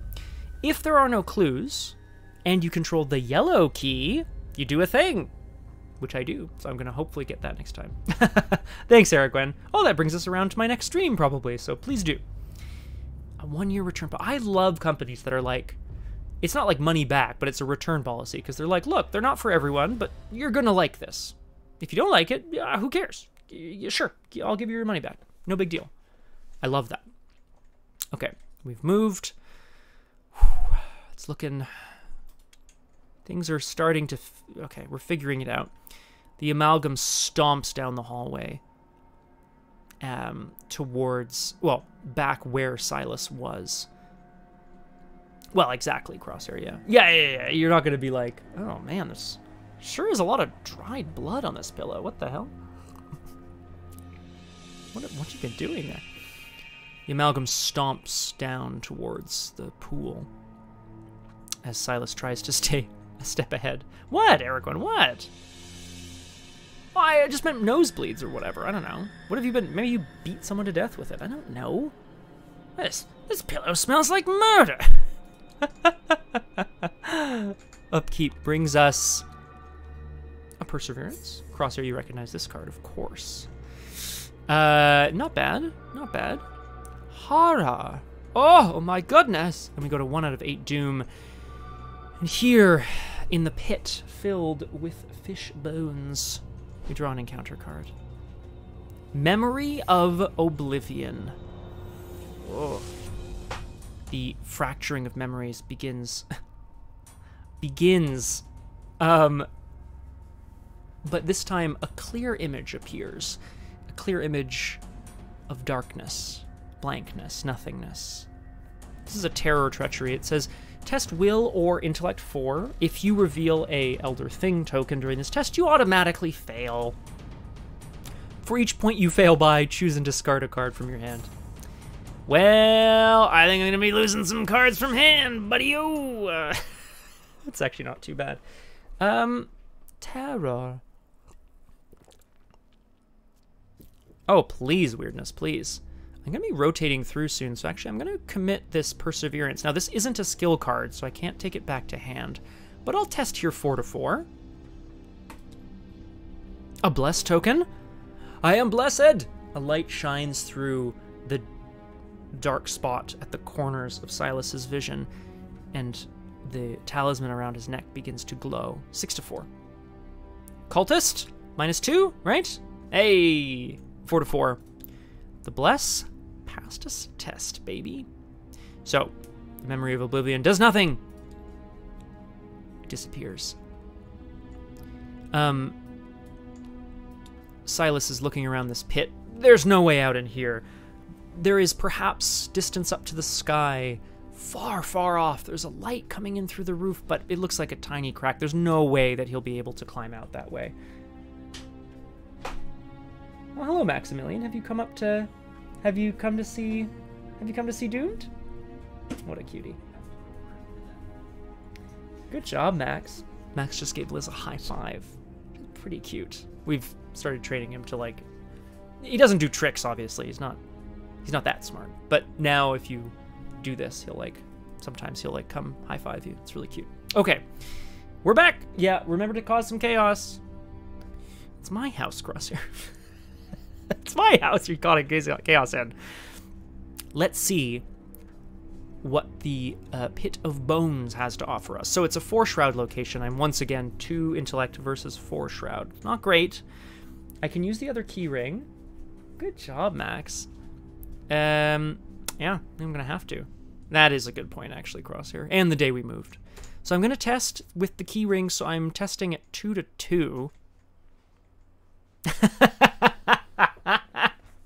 Requiem, is that a trick? Is that a trick, or is that just attempted murder? Yay! Fringes of reality. Fringes of reality. Okay, let's do it. Using the oil-soaked rag as a torch, Silas is going to bend down because he notices a strange glint from one of the bones. Maybe it's nothing. Maybe it's a spent shell casing, he thinks to himself. Perhaps it is... Is it a strange opening in the skeleton below? I'm going to test here, 2 to 2. It's not great. I'm going to just test it. Okay, cultist -2, but I feel lucky. I'm going to pass. So which loses me my last key, which gets rid of the key ring. Now in this case, Crosshair, I should point out, it specifically says if there are no keys on it, discard it. So you can't just keep it around, which is fine. We're lucky. We grab the clue. And we have the yellow key. What does it say? You notice an odd joint socket near the skeleton's midsection that matches the shape of the yellow key. Read flashback 2. You'd wake up and a shadow would be suffocating you with loving purrs. Oh, this is so cute. Oh, you're killing me. I feel like not 90%, at least 50% of the time when I look at a cat and I say something to it, I feel like it looks back and it just goes, I know. Do you know what I mean? You're like, are you a cat? They're like, yeah, I'm a cat. And when they're strangling you to death at night, when they're sitting on your neck, you're like, you're killing me. And they just go, yeah, I know. Let's read flashback 2. Flashback 2. I'm hiding the rest of them so that nobody can read them. Oh, balls, that's not gonna work. Okay, just don't read the others. An old fishing vessel rocks side to side beneath your feet, assaulted by tempestuous waters and the tentacles of some enormous creature looming just beneath the wave. Somebody kill that damned thing! The ship's captain shouts. A loud crash erupts across the vessel, and the hull howls in protest as a vast tentacle encircles it and draws it tight. It's got us in its grip! It ain't going nowhere! Now's your chance! The grizzled old captain yells. With fire in your eyes, you raise your weapon and swing. You return to the present, a sickness churning in your stomach. The skeletal remains of the creature stares back at you. What on earth was that thing? In your campaign log under Memories Recovered, record a battle with a horrifying devil. Also, remove 1 cultist token from the chaos bag. Pow for the remainder of the campaign, baby. This is good. A battle with a horrifying devil. Now, I also have the red key, which is good, because I think I can take it out a cultist. Get the hell out of here. My cat would make me up at 5 a.m. every morning just by tapping her paw against my cheek. Aw, she meows when you open your eyes. That's cute. Horrible, obviously. Horrifying, but yeah. Yeah, exactly, Crosshair. The red key was for the fishy hole. Fish graveyard. Just horrible. He's already done so many tricks.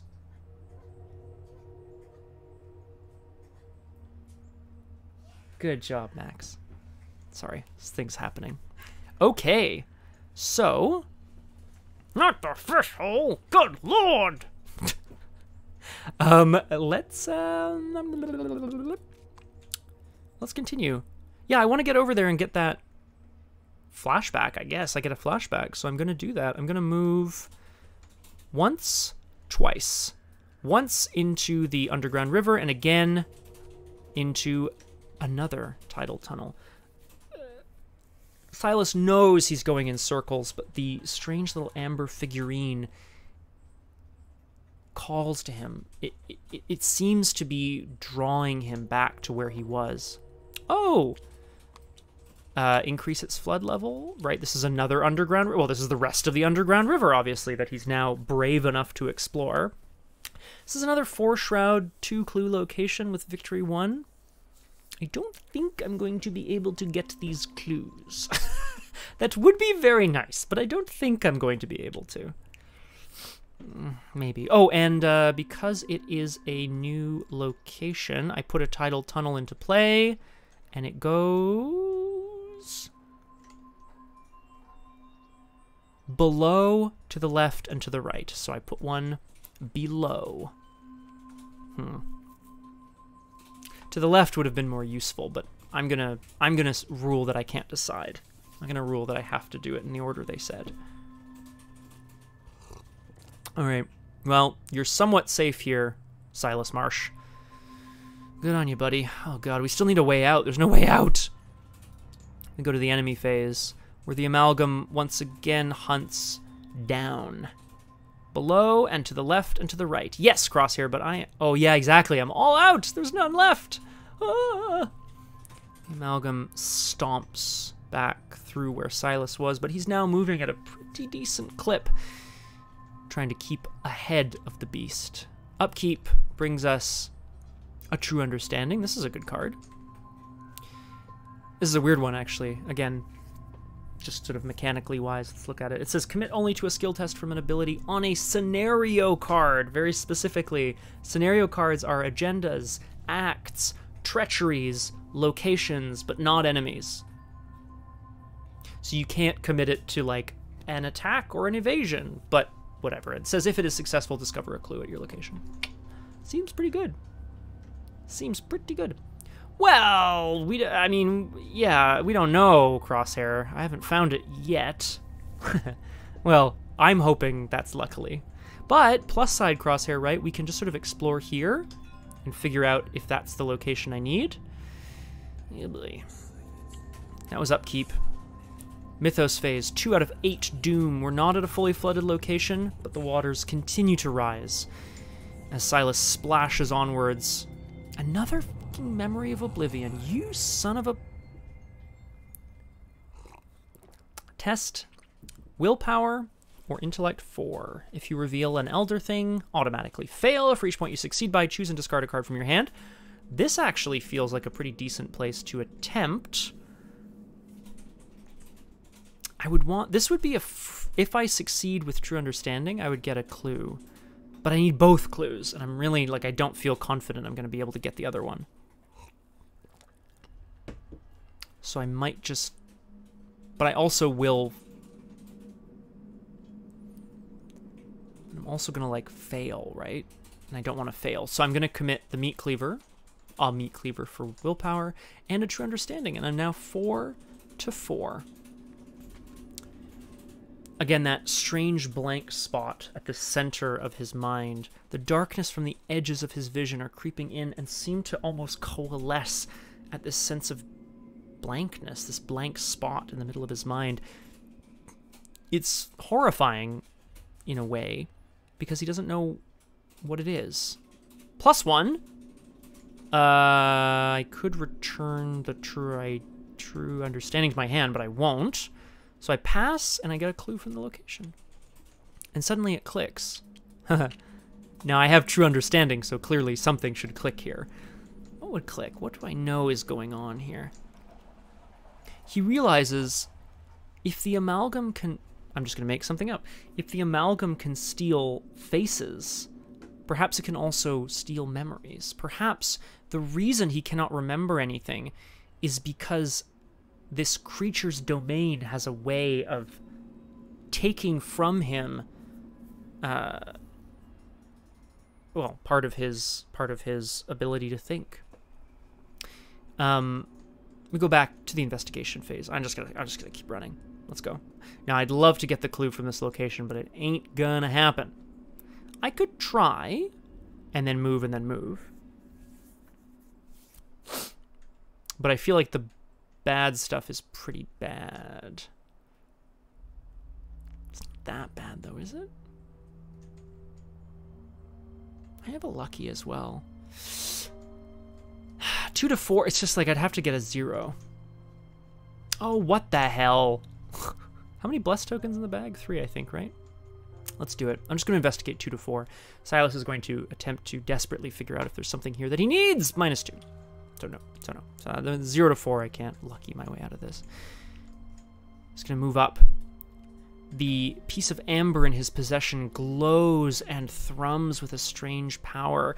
Inside a pile of half-rotten fish guts, you find a strange figurine that the key fits into perfectly. Read flashback 3. Hey, take a look at this. Your employer shoves a strange figurine into your hands. It is hewn of emerald stone and looks vaguely aquatic, with 2 unblinking eyes and a row of sharp teeth. A piece of heart-shaped amber is embedded in its center. What do you make of it? You reply that you've seen nothing quite like it before, but it does happen to match the descriptions you've heard of the devils that skulk about the reefs a couple miles beyond the harbor. Something's fishy's going on here, if you'll pardon my saying, the man mutters, folding his arms across his chest. I'm glad I roped you in on this case. It's looking less and less like mob work with each passing hour. You nod in agreement, and you hand the strange figurine back to the agent. Everything about this town feels foul to you. Now let's stick together from here on out, your companion says, his voice darkening. In your campaign log under Memories Recovered, record a decision to stick together, and remove a tablet token from the Chaos Bag for the remainder of the campaign. Don't mind if I diggity do. Gone. And I've recovered another memory.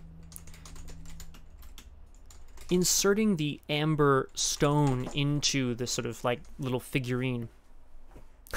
Good night, Silas. Good work. Sleep well. Most likely kill you in the morning. Mr. Dawson. No. Please. I am the Dread Pirate Dawson. One day you will be the Dread Pirate Dawson.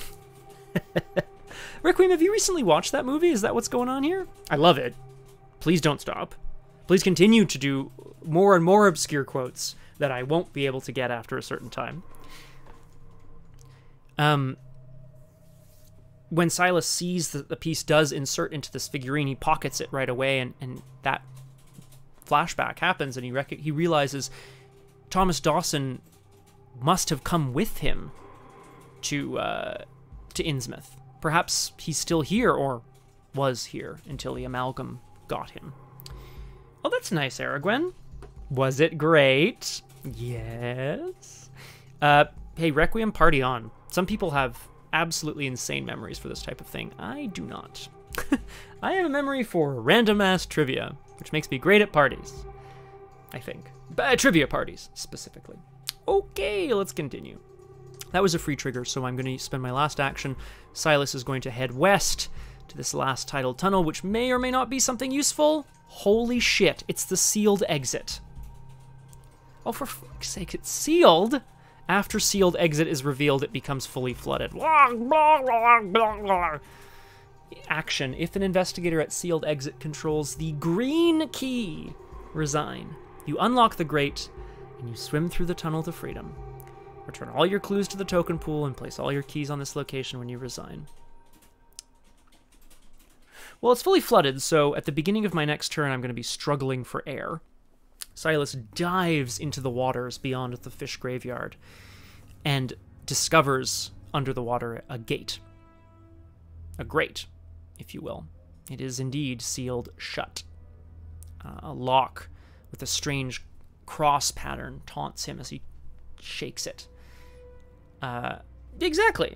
A fuck exit. Fuck.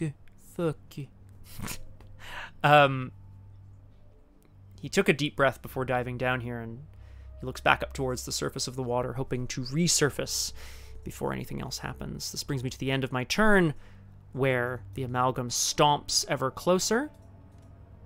This isn't great, honestly. 1, 2, 3, 4. 1, 2, 3, 4. I'm gonna have him go back up. 1, 2, 3, 4. Yeah, 1, 2, 3, 4. Yeah, those are the same distance. I can do that. Okay. I don't love it, though. I really don't love it. Upkeep brings us another card. It's another cherished keepsake. We found the exit. Folks, Silas has found a way out, but it is locked, and he can only pray to the patron saint of sailors. Saint Barnabas. Let's go with Barnabas. That was none of the names that you guys gave earlier. He can only pray to Saint Barnabas that he'll be able to find it before it is too late. We go to 3 out of 8 Doom. We draw an encounter card, which is... Oh no, it's Deep One Assault!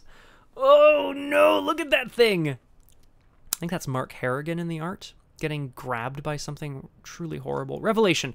Disengage from each Deep One enemy at your location. Each Deep One enemy at your location and each connecting location engages you. If no enemies engage you from this effect, search the encounter deck and discard pile for a Deep One, spawn it engaged with you, and shuffle the encounter deck. You're absolutely correct, Aragwen.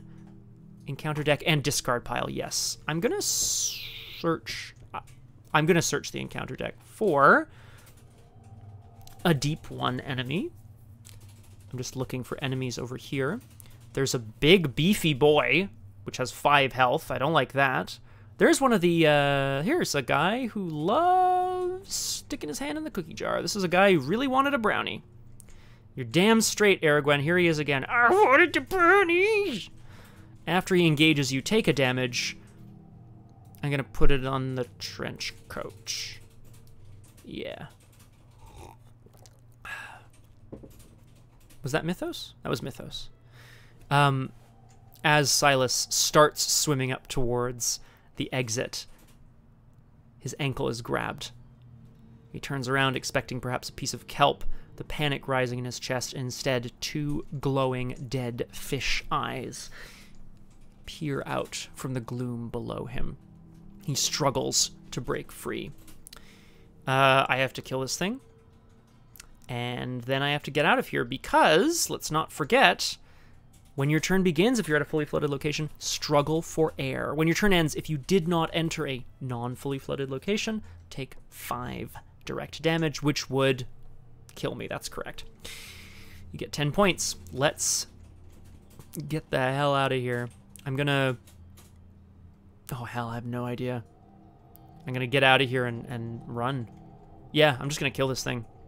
Let's do it. I'm gonna use the meat cleaver to take a horror. Silas manages to just pull from his belt the blade and again sort of swings it wildly towards the creature, grasping at his ankle. He hopes to drive it away, but in his desperation, perhaps he's not thinking consciously about it, but he is swinging directly for the creature's wrist, hoping to sever the limb attached to him to break free. So I took a horror, which means this will deal +1 damage, 2 damage. I have 6 combat, 6 to 2. I don't need nothing. I'm just gonna fight. Let's do it. An Elder Sign. So that's very good. An Elder Sign is +0.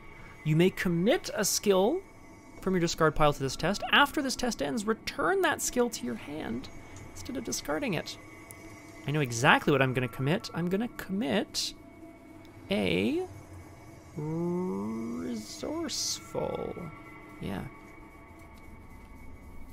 Well, yeah, I mean, this is the thing, right? You have to commit a skill. It has to be a valid skill to commit. But resourceful says, if it's successful, choose another survivor card and return it to your hand, which I am absolutely going to do. I'm going to take a Keep Faith. So it fires everything. They both come back to my hand. It's delicious. I kill the thing. The creature's wrist severs cleanly. Somehow Silas has summoned the strength to destroy the creature. And he swims frantically towards the surface, where he breaches the waters, his hair whipping back. He shakes it out and starts to... Cheats! I'm not cheating. I'm comboing, Crosshair. I'm comboing. Cheers. And then I'm going to head back down to the underground river. where he's going to sit on the ledge and watch for anything coming towards him. Do I want to play Keep Faith right now? Hell yeah. Fast, Keep Faith. 1, 2, 3, 4 blessed tokens in the bag. Feeling good. Yeah, look at stuff. Yeah, exactly, Crosshair. Look, when you got that many things, you know, she just had a lot of stuff. She had a lot of clocks, weirdly. You know, she just, you go to Antarctica, you take all your timepieces. In the enemy phase, the Amalgam heads ever closer. I've kind of managed to, like, keep away from it so far, so that feels pretty good.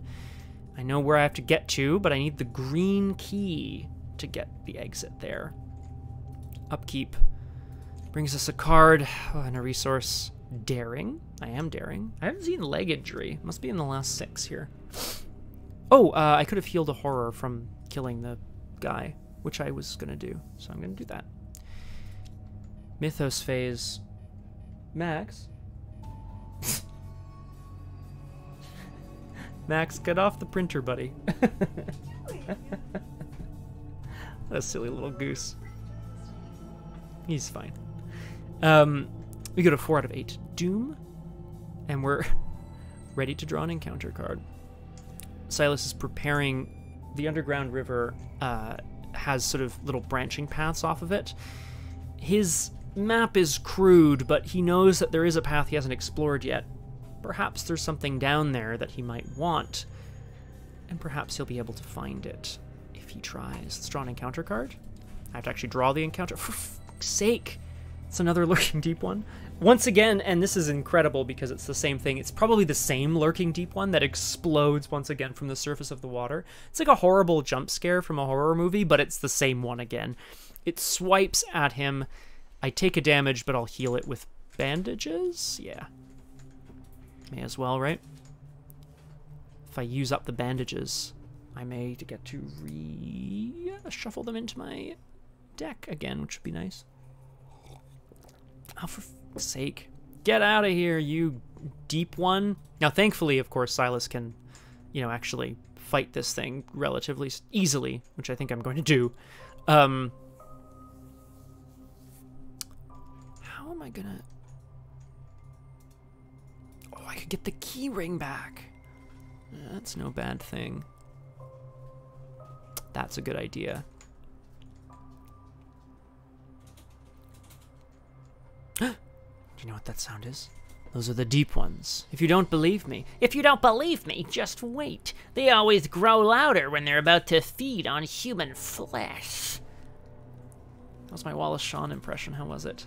Not great. I love Wallace Shawn. Big fan. Huge fan.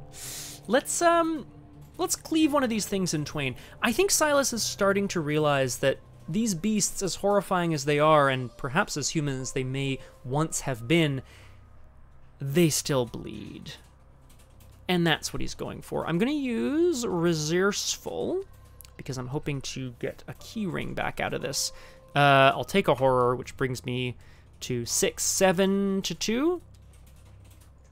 It's massive overkill, but, you know, I'll allow it so that I can pull out a keyring. And I'll heal the horror back up as I kill the deep one. The creature once again screeches and vanishes back into the river. Silas sort of sits there looking at his blade, and he's like thinking to himself, you know, if I can just keep driving them off, then I'll be all right. I'll be able to survive this place. Let's play out the key ring. I don't actually know how I'm gonna do this.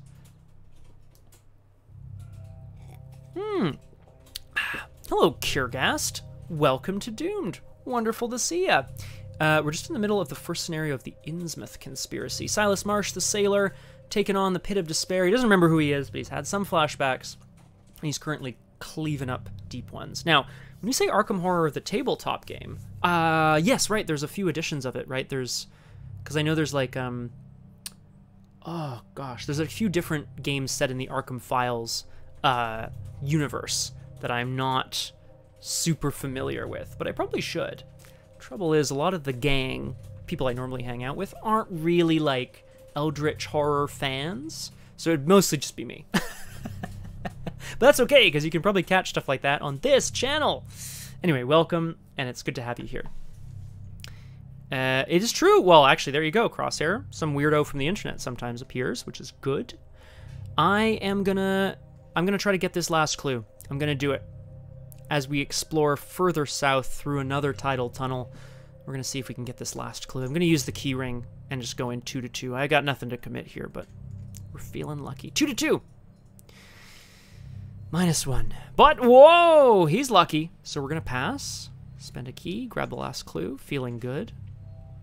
Got a lot of clues. Unfortunate number of clues, really, but that's okay. The Amalgam stomps ever closer. Silas realizes he's got to keep moving.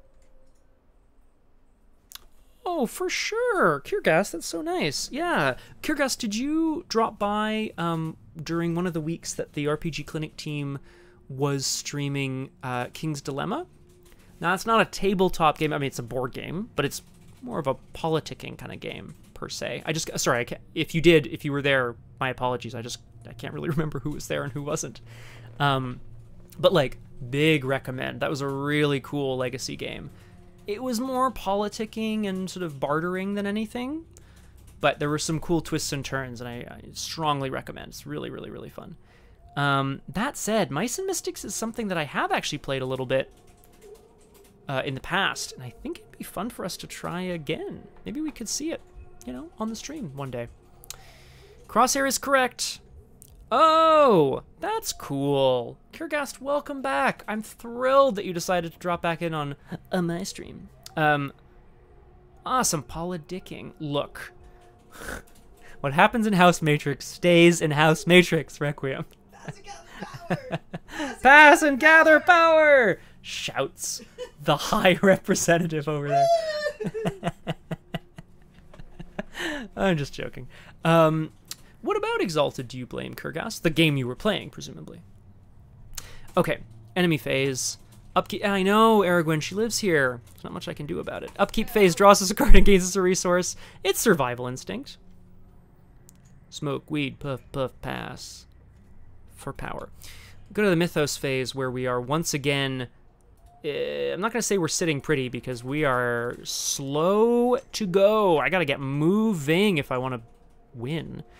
We draw an encounter card, which is... Oh, no. This time, and it's another creature. Slithers down from the ceiling. This is a young, deep one. It preys on the lowest combat, which is me. It's a hunter, 3/3/3. After young, deep one engages you, take a horror. I will take a horror. I'm going to put it on the keepsake, which is, of course, that pendant that we got earlier. You've been running 2 different campaigns of 3rd Ed. Woo! Kiergas, that's a lot. We love it. I miss Exalted, I'm going to be honest. Nexus, Academy, and Full Party are like some of my favorite role-playing experiences. They're also some of my only role-playing experiences, but like very, very, very cool. Yeah. Crosshair, old deep one, it just says like, when it engages you, breathe strongly on it and it will dust. All right, take a horror. This is less good. This is much less good because I want to kill it, but maybe I just run and maybe I just keep running. I know what's going to happen if I don't... Oh! I don't have to take 2 actions to kill it. We've got Brute Force, baby. Brute Force is a skill card that we've seen on Calvin before in space. Old deep ones. I agree, Crosshair. It sounds a lot more like, I am from the deep. Be very careful around me. My bones, they are brittle. When Brute Force is committed to a basic fight action, it gains 2 combat icons. And it says if this test is successful by 2 or more, it deals +2 damage. That's 3 damage. I have 4 combat. 3 more with Brute Force is 7-3. I need it to pass, so I'm also going to commit a daring. Let's party. Yeah, I'm running out of deck, so I'm going to shuffle in shortly. Let's party. Brute Force and daring. Daring, 3 wild icons. I'm attacking an enemy. It gains Retaliate. After this test end, draw a card.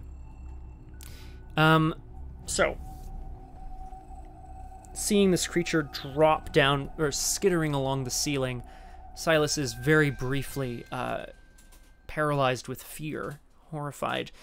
They don't just live in the water, but this is another of these strange humanoid fish-like aquatic creatures, but this one is scuttling in a way that he does not want to see again. Taking a nearby sharp, heavy rock as it skitters down the wall, he approaches it and goes to crack its skull open. Let's party. Yep, so 4 combat, 7 with brute force, 10 with daring, 10 to 3. Let's kill it. That's a bless. This is going to be big overkill. That's a cultist. So they cancel out. That's fine. I'm okay with it. It's a massive explosion as its head just splatters on the wall. Which I will... Don't put that in that discard pile, Scott. Jeez Louise. I get to draw a card from daring. I'll take that. That's fine. And I'm going to continue along. Silas watches the body of the creature slump lifelessly to the ground as he prepares to venture further into the network of caverns. He's hoping that the key for this gate, or grate rather, is kept somewhere in the cavern network, because otherwise how would you leave? Maybe the point is that you can't leave. I'm going to go down here to this tidal tunnel. Underwater cavern. Action, move. Move from underwater cavern to any flooded cave location. Forced after it is revealed, it becomes fully flooded. Taking a deep breath, Silas dives under the water into this underground cavern. Now, my last action, I'm going to leave here because I don't want to start my turn in a flooded location. Well, it is actually, that's a good point, Crosshair. I still need that key, but this goes to any flooded location, which is either partially or full, so all the locations. So I could just move 1 to the right, or I could shortcut all the way across the map to like here and start working around. I think I want to explore this way, just in case. Deep breath and swims through the tunnels until he emerges in, another fully flooded underwater cavern. Okay, well, they're both down here. That's fine. This is another underwater cavern. His vision starts to blur a little bit as he realizes this network is a lot further than he expected. Aragorn says, "Scoot, you woke up stupid early. Got to do some cleaning, or to do cleaning before the day got warmer. I'm feeling lazy. It's not because of Doom. Doom is entertaining. Aragorn, that's so cool. I am so okay with this. It's, you know what? Like, interact or not, I love having people on the stream. If you find something particularly entertaining, feel free to DM me later. Or, if you think something I did was stupid, just, you know, you can tweet at me publicly. Why not? There you go. I'm offering it up. It's definitely not ASMR, especially when I'm talking about splattering the heads of deep ones against cave walls. Oh, no, that's fine, Aragorn. Don't worry about it. I'm hoping the roleplay aspect of it, the sort of storytelling aspect of it, is working for folks. Well, I'm going to start struggling for air next turn, but for now, we're okay. The Amalgam is in pursuit. It heads down towards the river, stomping, splashing, as Silas tries to speed up his swimming. Ah, I knew it. I fucking knew it. Leg injury comes out here. As he starts to swim, he scrapes his leg against the side of the cavern. Requiem, I don't think we'd last long in this sort of situation, you and I. But yes, Aragorn, rest up, rest well, for sure. Cuddle Jeeves? I don't know, you do you. Leg injury can be healed as if it were a single point of damage, which means bandages counts. As if it were a single point, yeah. After you take a move, resign, or evade action, you cannot take any of those types of actions. Well, we gotta deal with this leg injury. Scraping it against the side of the cavern wall aggravates his old injury, and Silas begins to see stars as his vision darkens and blurs even more. It's going to take a willpower and force of will to find his way out. Puddle Party. 6 out of 8 Doom. And we draw an encounter card. Please nothing. Oh, from the depths. If the Amalgam is in the depths, it is not. Ugh. Now this art's a lot better in the sense that you can actually see the thing that's coming for you. I don't like the fact that well, not suddenly, but once Silas surfaces, he'll no longer be able to hear the Amalgam, which is potentially more terrifying because it's dipped into the waters beneath this cavern system. Place the Amalgam in the depths, and from the depths, gains Surge. I'm just going to put it there. It's now out of play. It's vanished. Oh, man. Oh, this is the young deep one. It engages me, and I'd have to take a horror. Ah, shite. That's, like, quite bad, actually. Yeah, it's potentially really bad. Okay. Silas is in the underwater caverns. He's starting to struggle for air. They've you know, gone on much further than he thought, but he can kind of maybe see a light at the end of the tunnel, and yet there's a creature behind him scuttling through the water, moving in a way that creatures do not move through liquid. His leg is starting to act up. His vision is blurring. Can he escape? Let's talk about how this is going to roll. It just happened now, Crosshair. It says after it engages you, take a horror. Which isn't great. I could take an attack of opportunity. That would deal me a damage and a horror. Oh, yeah. When your turn begins, if you are at a fully flooded location, you struggle for air. When your turn ends, if you did not enter an unflooded or partially flooded location, take 5 direct damage. So I have to get out of here this turn, and that means I have to leave this thing behind. Because of the leg injury, I can't evade, move, or resign all in the same turn. Now, I think what I might do is move, which will trigger an attack of opportunity, but then I can use the bandages to get rid of the leg injury. I mean, it's rough. And then get rid of the cherished keepsake, and then I think I can... Well, the leg injury will be gone, so I can evade it or fight it or whatever. Yeah, we don't love it. But let's do it. So, he's going to...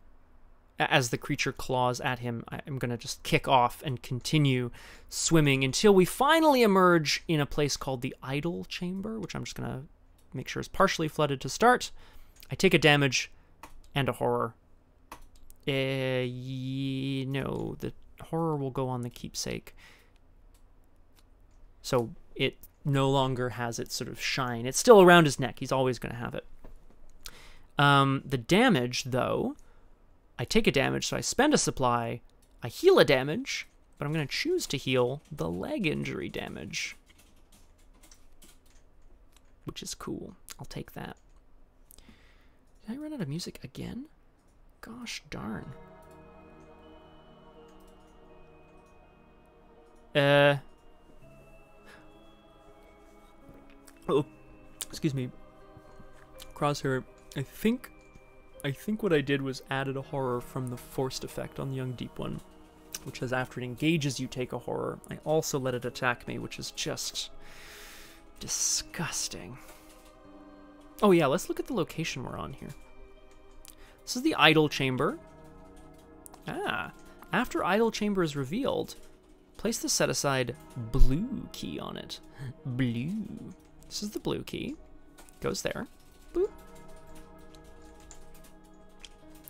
If there are no clues on Tidal Chamber and you control the purple key, which I don't, the purple key opens the stone door at the far end of the chamber, revealing a shrine with 2 familiar figures. Oh, well, I don't have the purple key, so this isn't going to happen.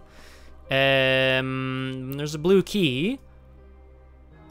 Blue key might be worth worth doing. Oh, but I have to deal with this freaking deep one garbage. We're gonna fight it, right? Oh, good, thanks. Thanks, Crosshair. Did you open the VOD in another? Doesn't matter. That's cool. Thank you. I appreciate that. Okay, we gotta do it. We're gonna fight. It's not looking great, but we're gonna do it anyway. The creature bursts forth from behind Silas as he manages to roll out of the tunnel and into this chamber filled with carved idols. He whips around and slashes at the creature with the meat cleaver. Do I want to do this? Yeah, I'm not going to draw an Elder Sign, so it doesn't really make a big difference. I'm going to fight. This will just be a regular 1 damage attack, because I'll take the horror to do the thing next time. +2 combat is 6 to 3. Feels good? Feels good. 6 to 3. Feels good. It's 1 damage. The creature skitters away and then leaps at Silas, who is going to, potentially for a really bad reason, take a... do I want to use... Oh, I'm going to use Keep Faith here again. Actually... Yeah, now I'm full. Okay, cool. A lot of blessed tokens in the bag. We're going to take a horror to have this attack deal +1 damage and hopefully kill this thing. The young deep one launches itself at Silas, who stumbles back, but then brings the blade up and tries to bring it down on the creature's head, face, in a large, wild chopping motion. I am fighting at 6 to 3 once more. Bless? What's that, 9 to... No, sorry, 8 to 3? Bless? 10 to 3? -1. Okay, well, you know what they say. The more blessed, the better. It kills this thing, which removes a horror from me, or heals a horror from me, which is good. Somehow, luckily, fortunately, maybe through his prayers, the blade connects. The creature screeches and falls silent on the floor.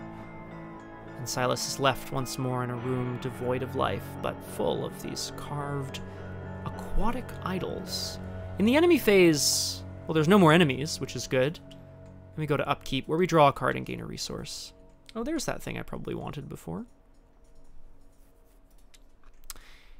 Blessed be those whom slash open the giblets of our enemies. 7 out of 8 doom. I need to draw an encounter card. I also need to figure out what I'm trying to do here, because I think things are getting a little rough, a little tense. But we'll draw our encounter card to start, for fuck's sake. These creatures are coming out of the walls. The trench coat is going to take the damage from engaging the lurking deep one. Good lord, another thing. This is the one from the fridge, of course. It is not Crosshair. That's what I need to do. I need to get the heck out of here. This, another one of the creatures comes, perhaps to mourn its dead? I don't know, but it is out for blood. Silas turns around, flexes his guns, flexes his pecs, rolls his neck, and takes out the meat cleaver, which is covered, just covered in dark, thick, black blood. Investigation phase. First things first, I have to do it. I have to take a horror to use the... Deke! No, Aragorn, I'm gonna kill it. Because, there seems to be an endless supply, so why not? I'm gonna take a horror to try to fight this thing. 6 to 2, let's go! Boom! Heal a horror. Kill the deep one. It falls beneath Silas's chopping, but the man is exhausted. Okay. I think I should try to get this clue. I know that's a bit wild, but I really think I should. Why? I'll tell you why. It's got a blue key. The blue key is not the green key, but it is special in some way. It's set aside. I'm going to try it, and then I'm going to move on, because maybe these other tidal tunnels have something in them that can be, of value. I don't know. Oof. Doi, Crosshair. Ah, damn it. There you go. I should get the blue key and then combine it. What does the blue key represent, anyway? What is Silas going for here? The blue key is an idol of a malformed aquatic creature. I missed who that shirtless babe is. Who, this guy? This is Silas Marsh. The babe. This is us. Is this who you're referring to? This is Silas. Aragwen. Hey, I thought you said you were leaving. I mean, don't, if you don't want to. But yeah, no, Silas is a thirst trap. Oh, of course, Crosshair. Well, I'll try to get this clue while you're away. Frau Blue Key.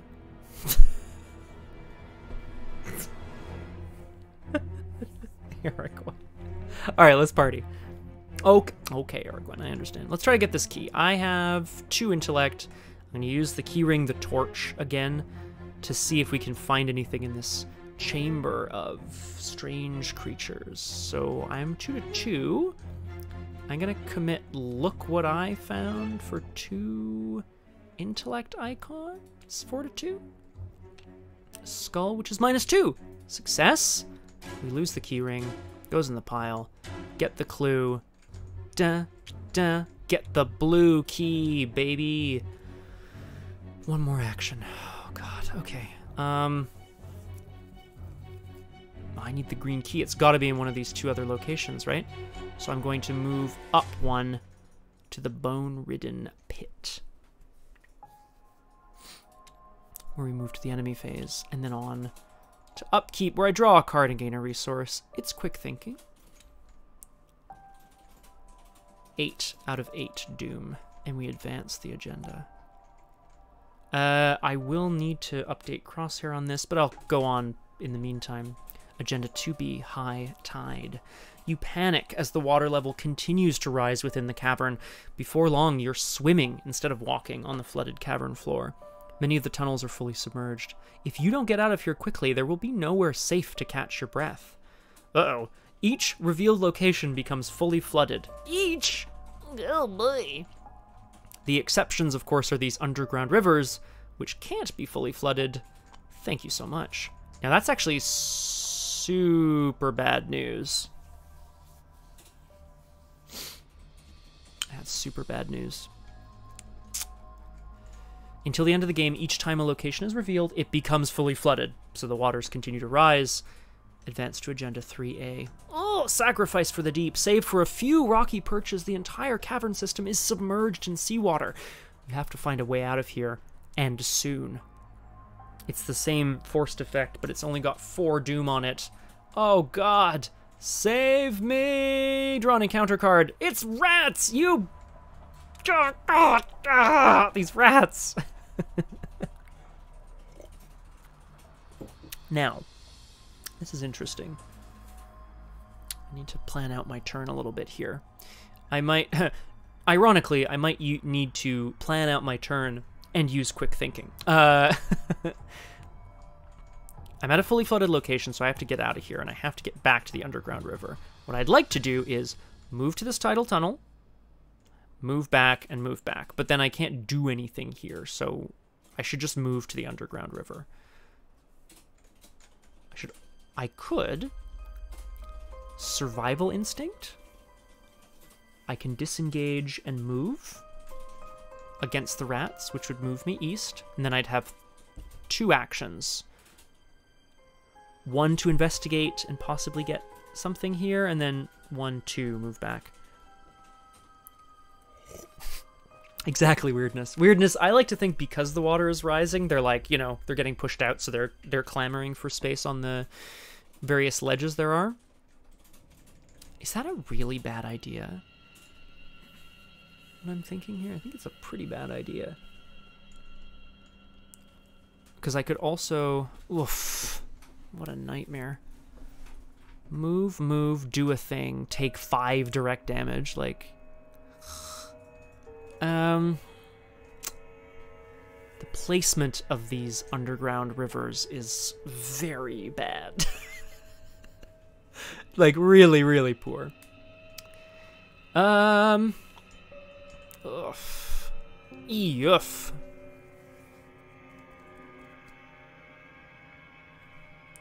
4 to 3, 5 to 3, 6 to 3? I'm not going to be able to take an additional action. Just trying to think if I can do this, because I'll explain my thought process here. Silas is currently drowning. He's currently struggling for air as the rats surround him in this pit. If he heads west, he has a safe ground here in the underground river, but he has no way out. We need a green key. The green key is going to be at one of these two locations. It has to be. Oh, I just have to have entered an unflooded location. I don't have to end my turn there. So I could move to the underground river and then move twice and I don't take damage. And then I could, like, move, and then I'm gonna die for sure. Oh, hi, Crosshair. Welcome back to Doomed. Crosshair. I advanced the agenda. It flooded all of the locations fully, except the river Z, because they can't be flooded fully. So, yeah, yeah, welcome. Welcome to this hellscape. I have a few options. I have to at least enter an unflooded or half, like, partially flooded location, or else I'm going to take a bunch of direct damage and die. I'm going to drown, basically. Oh, I have rats on me as well, but that's okay. They're pretty small. So I'm thinking I could kill them, I could move to the river, and then I could move down to the cavern. And then my next turn, I could, like, move, and die, basically. Ooh! Of course, Crosshair. Cancel 4 of that damage. Oh, how do I do... Oh, okay, well, it's in... I only have a few turns left, too, is kind of the problem. Okay. Just thinking about this. Because if I then evade and hopefully get the quick thinking off as well. Okay, so move and evade. Move, and survive another turn. And I can see if that's a useful place or not. Yeah, this is what I'm going to do. This is what I have to do. I'm going to attempt to... I'm not going to chop up the rats. I'm just going to evade them because I think I can get some extra actions out of this. Silas is a survivor. That's who he is. That's him at his core. This is a man who sails the 7 seas, not for profit, necessarily. Oh, you know, he lives off of his wages, of course, but he's the kind of man who loves to be at sea, and the sea is a fickle mistress. This is something you have to survive. He's got that instinct. Oh no, exactly, Crosshair. So I'm gonna evade. I have 4 evasion, 5 with survival instinct, 6 with quick thinking, because I'm hoping this works out. 6 to 3. Well, okay. Piss. But that's okay. So quick thinking, I mean, I evade it. And survival instinct goes off, which is good, because survival instinct says the evading investigator may immediately disengage from each other enemy engaged, move to a connecting location. So my hope is that this is not a bad play. I'm going to move here and reveal this location. The altar to Dagon. If investigators at the altar to Dagon control the blue key, or 3 or more other keys, they may spend 2 clues to take control of the set-aside green key. Now, this is an action, which means, if my math is right, I would spend an action to do this, I'd spend an action to move, and I would die. So I can't do that, but I know where I have to go. So I am going to move back to the underground river, and I'm going to hope that I can find a way forward without drowning to death. Enemy phase, there's no enemies that are ready. Upkeep phase, we ready these rats. We draw a card and gain a resource. It's our last card in our last resource, or our last card before we reshuffle. And we go to the Mythos phase. Oh, which is, oh, I'm sorry, that is a fully flooded location as well. Because, of course it is. The altar to Dagon. This is it, Crosshair, but I don't think I'm going to be able to get it because I'm about to reshuffle. Which is too bad, but we'll see. 1 out of 4 Doom, yeah. Oh god. And we draw an encounter card, which is Undertow. Undertow in your threat area. Forced. After you move, take 2 damage and 2 horror. Free trigger, discard a card from your hand. Test combat or agility 3 to fight the pull of the tides. If you succeed, discard Undertow. Now, thankfully, this is a free triggered ability, which I really appreciate. After you move, take 2 damage and 2 horror. Well, it won't kill me. So maybe I just go for it. Let's talk here. Silas is taking deep breaths here. Oh, that would be nice, eh? Crosshair? He's taking deep, gasping breaths as he realizes that is the place that we need to... Oh, it's true, actually, that, you know what? That is it's a good... Well, it's not a good way. It's a free way to attempt to get the Elder Sign, which would be useful. Very useful. Stupid useful, actually. My turn is going to be move to the cavern, move to the Dagon, take the keys...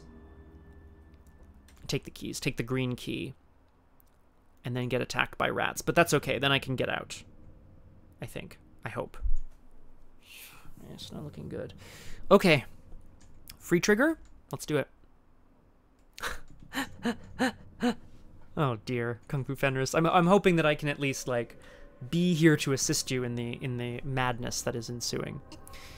Let's do it. Free trigger, discard a card from your hand, test combat or agility 3. I will test combat. Kung Fu Fenris, things are on a knife's edge. Not bad. Silas has recovered some of his memories, and he knows there's a way out. There's a grate over here, and there's the key he needs here at the altar to Dagon. He just has to get to it without drowning in the now flooded cavern system below him. Free trigger, testing 4 to 3.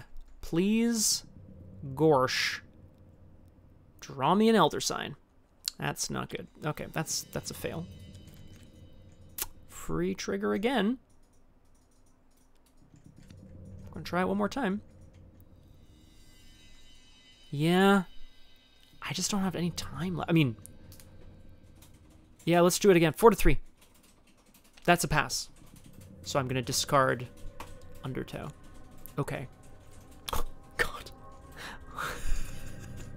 Watch this. Dive into the water. Move. Move to any flooded cave location. Last action. I control the blue key. Spend 2 clues. Take control of the... Wow. I have so many clues. Damn, Silas. Nice job. Take control of the green key. Oh god. I believe the green key is an actual key. Like, I think it's a legit... What does it say here? I'm just curious. Green. An emerald key with 4 prongs. It's that cross shape. He recognizes it immediately. It's set... It's inset under an in an altar to some horrific beast creature. There seems to be, as shown here, there's definitely no lit candles on it right now, but there is old-ish bloodstains, skeletons, aquatic and human. I'm not drowning because I didn't start my turn in a fully flooded location, so that's good. Okay. Okay. It's okay. I mean, it's not okay. We're in big trouble. But, like, I think if we get out, great. And if we don't, I don't think it'll end the campaign right here. It's not looking ideal, but Silas, here we go, buddy. He started in the thick of it, and he's ending in the thicker of it. Something, something, something, thirst trap, thick. Okay, here we go. His arms. His arms are thick. Okay. Silas manages to grab the key and starts desperately swimming towards the cavern entrance, or back up west towards the underground river where he knows he can surface for air. In the enemy phase, the swarm of rats hunts in and does a damage. That's 7 out of 9. I have 2 health and 3 sanity remaining. Upkeep gives me a horror as I draw a card and gain a resource. Did it shuffle? I think it shuffled. I'm going to shuffle again. Whatever, who cares? Look what I found I don't need. Mythos Phase. Woof. We go to 2 out of 4 Doom. And we draw an encounter card. Oh no, it's from the depths. Ah! Suddenly. If a creature could roar underwater, this one does. As Silas attempts to crest and surface out of the water, in front of him is the largest creature he has ever seen. It is the Amalgam. Its many faces blinking and screeching at him, screaming for help. Put it into play engaged with you. Cool, cool, cool. The Amalgam says, after it engages you, if you control a key, either place a key on it or it attacks you. Well, I'll place a key on it. Yeah, fuck it, dude. You can have the yellow key. Fuck it, have the yellow key. Oh no, this is so bad. Ah, I'm gonna die. I'm totally gonna die, aren't I? Oh, I'm so gonna die. Okay. Here's the problema. I need to get to the river, which is 2 moves. So I have 1 action remaining. If I had had any of those cards that I had before, I could have maybe got extra actions, maybe get extra moves, whatever. 2 actions to move to a safe place. I mean, there's 1 place up here, but I'm 99% sure it's not going to be safe. 2 actions to move.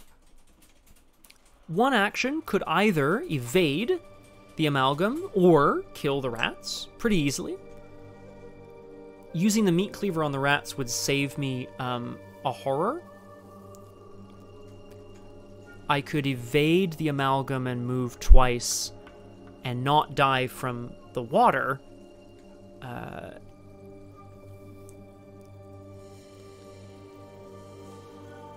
I'm not quite sure what you mean, Crosshair, but I'll... After you successfully evade it by 2 or more, you can take your key back, so you don't have to fight it. You don't have to kill it to get your keys. Yeah. Well, I believe this is the end of old Silas, because I could, evade, kill, move, but then we drown. We take 5 direct damage. I could evade and move twice and take 2 damage from the swarm of rats, but that is just enough to kill me.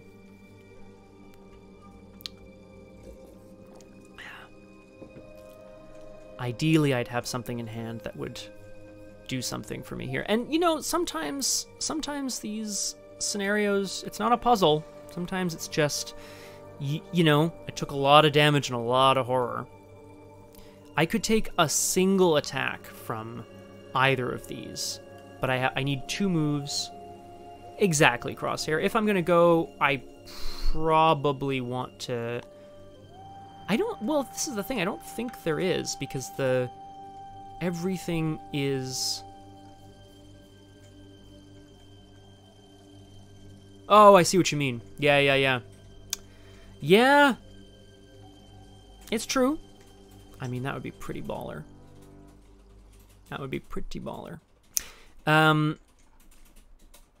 Yeah, let's do it. I'm going to evade the Amalgam for... Legit, Crosshair, that's the saving grace here. That's the saving grace. I evade the Amalgam. No, I kill the swarm of rats to start. I pull out Elder Sign. I get resourceful. Oh, no, it's all out of my discard pile. No, everything shuffled back. I forgot. That would have been epic. But I forgot it's all gone. And I don't have any of my, sweet-ass draw cards anymore. Oh, it's just the timing is so poor. Ah, balls. You are right, though. I am going to see if the place above me here is unflooded. That would be good. Good shout. Because otherwise, it's just not happening. Move twice, take 2 damage. Yeah, okay. So, we use the meat cleaver to kill the swarm of rats for 6 to 1. Bless. Cultist. That's fine. Remove a bless. Kill the swarm of rats. Heal a horror. Second action. The Amalgam. I'm going to evade it. 4 to 2. Let's party. -1, evaded. Not by 2, so I don't get the key back, but that's okay. Last action, we're going to move up to the tidal tunnel. Now, I just want to remind myself, mostly, of the thing here. It says, until the end of the game, each time a location is revealed, it becomes fully flooded. If the card says this location can't be fully flooded, that's fine.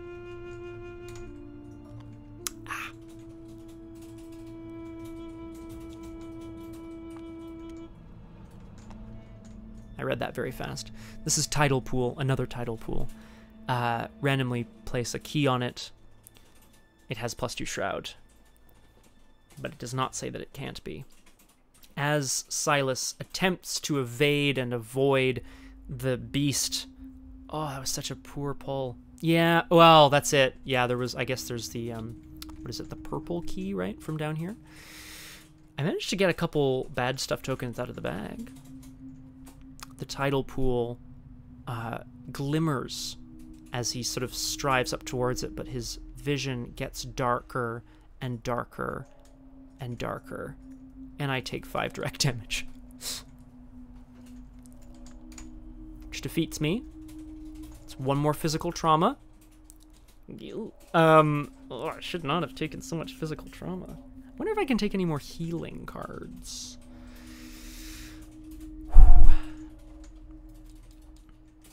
If no resolution was reached because each investigator was defeated, you sputter and cough up an entire lungful of dirty water and sand. Cold, dark seawater laps at your skin as you spit the last of the bitter salt taste back into the rolling tide.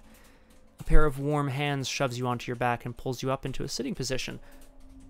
Thank goodness you're alive, someone says. Huh, I'm alive. Even through the strained voice, you can hear a rhythmic Indian accent and the unwavering confidence of a trained professional. As your eyes adjust, they take in a sky of dark crimson, the full moon hanging just below the blackened sun. We have no time to spare. Come on, get up. You wipe the stinging salt water from your eyes, your strength returning slowly. Your savior is a woman with long, raven black hair. Her tattered trench coat has seen better days, and bruises splash across her dirt-covered skin.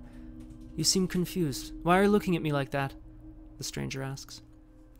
Each investigator earns experience equal to Victory X, which is 2. There were 2 rivers that I got all the clues from. Record this under unspent experience, but do not spend any of it yet.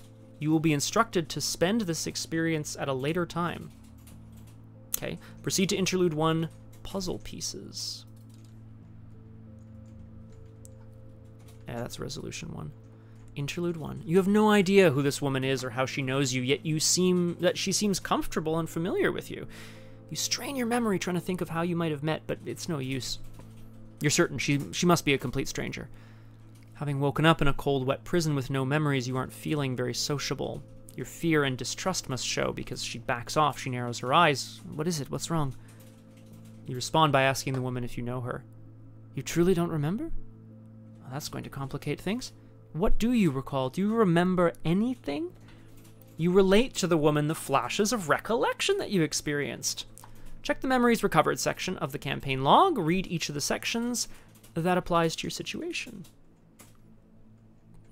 If a meeting with Thomas Dawson is listed, you put 2 and 2 together and you ask if the woman is Miss Harper. So you do remember me, she asks with a playful smirk. But you shake your head in response and explain you only remember being hired by a man named Thomas Dawson to find her. But that was... Oh, you have forgotten a lot, haven't you? Speaking of Dawson, where is he? Did you see him down there? Your thoughts turn to the twisted, mangled face that triggered your flashback. Agent Harper's expression turns dour as she watches your eyes. I see. I wish he hadn't come to this forsaken town. These brutes are going to pay for this.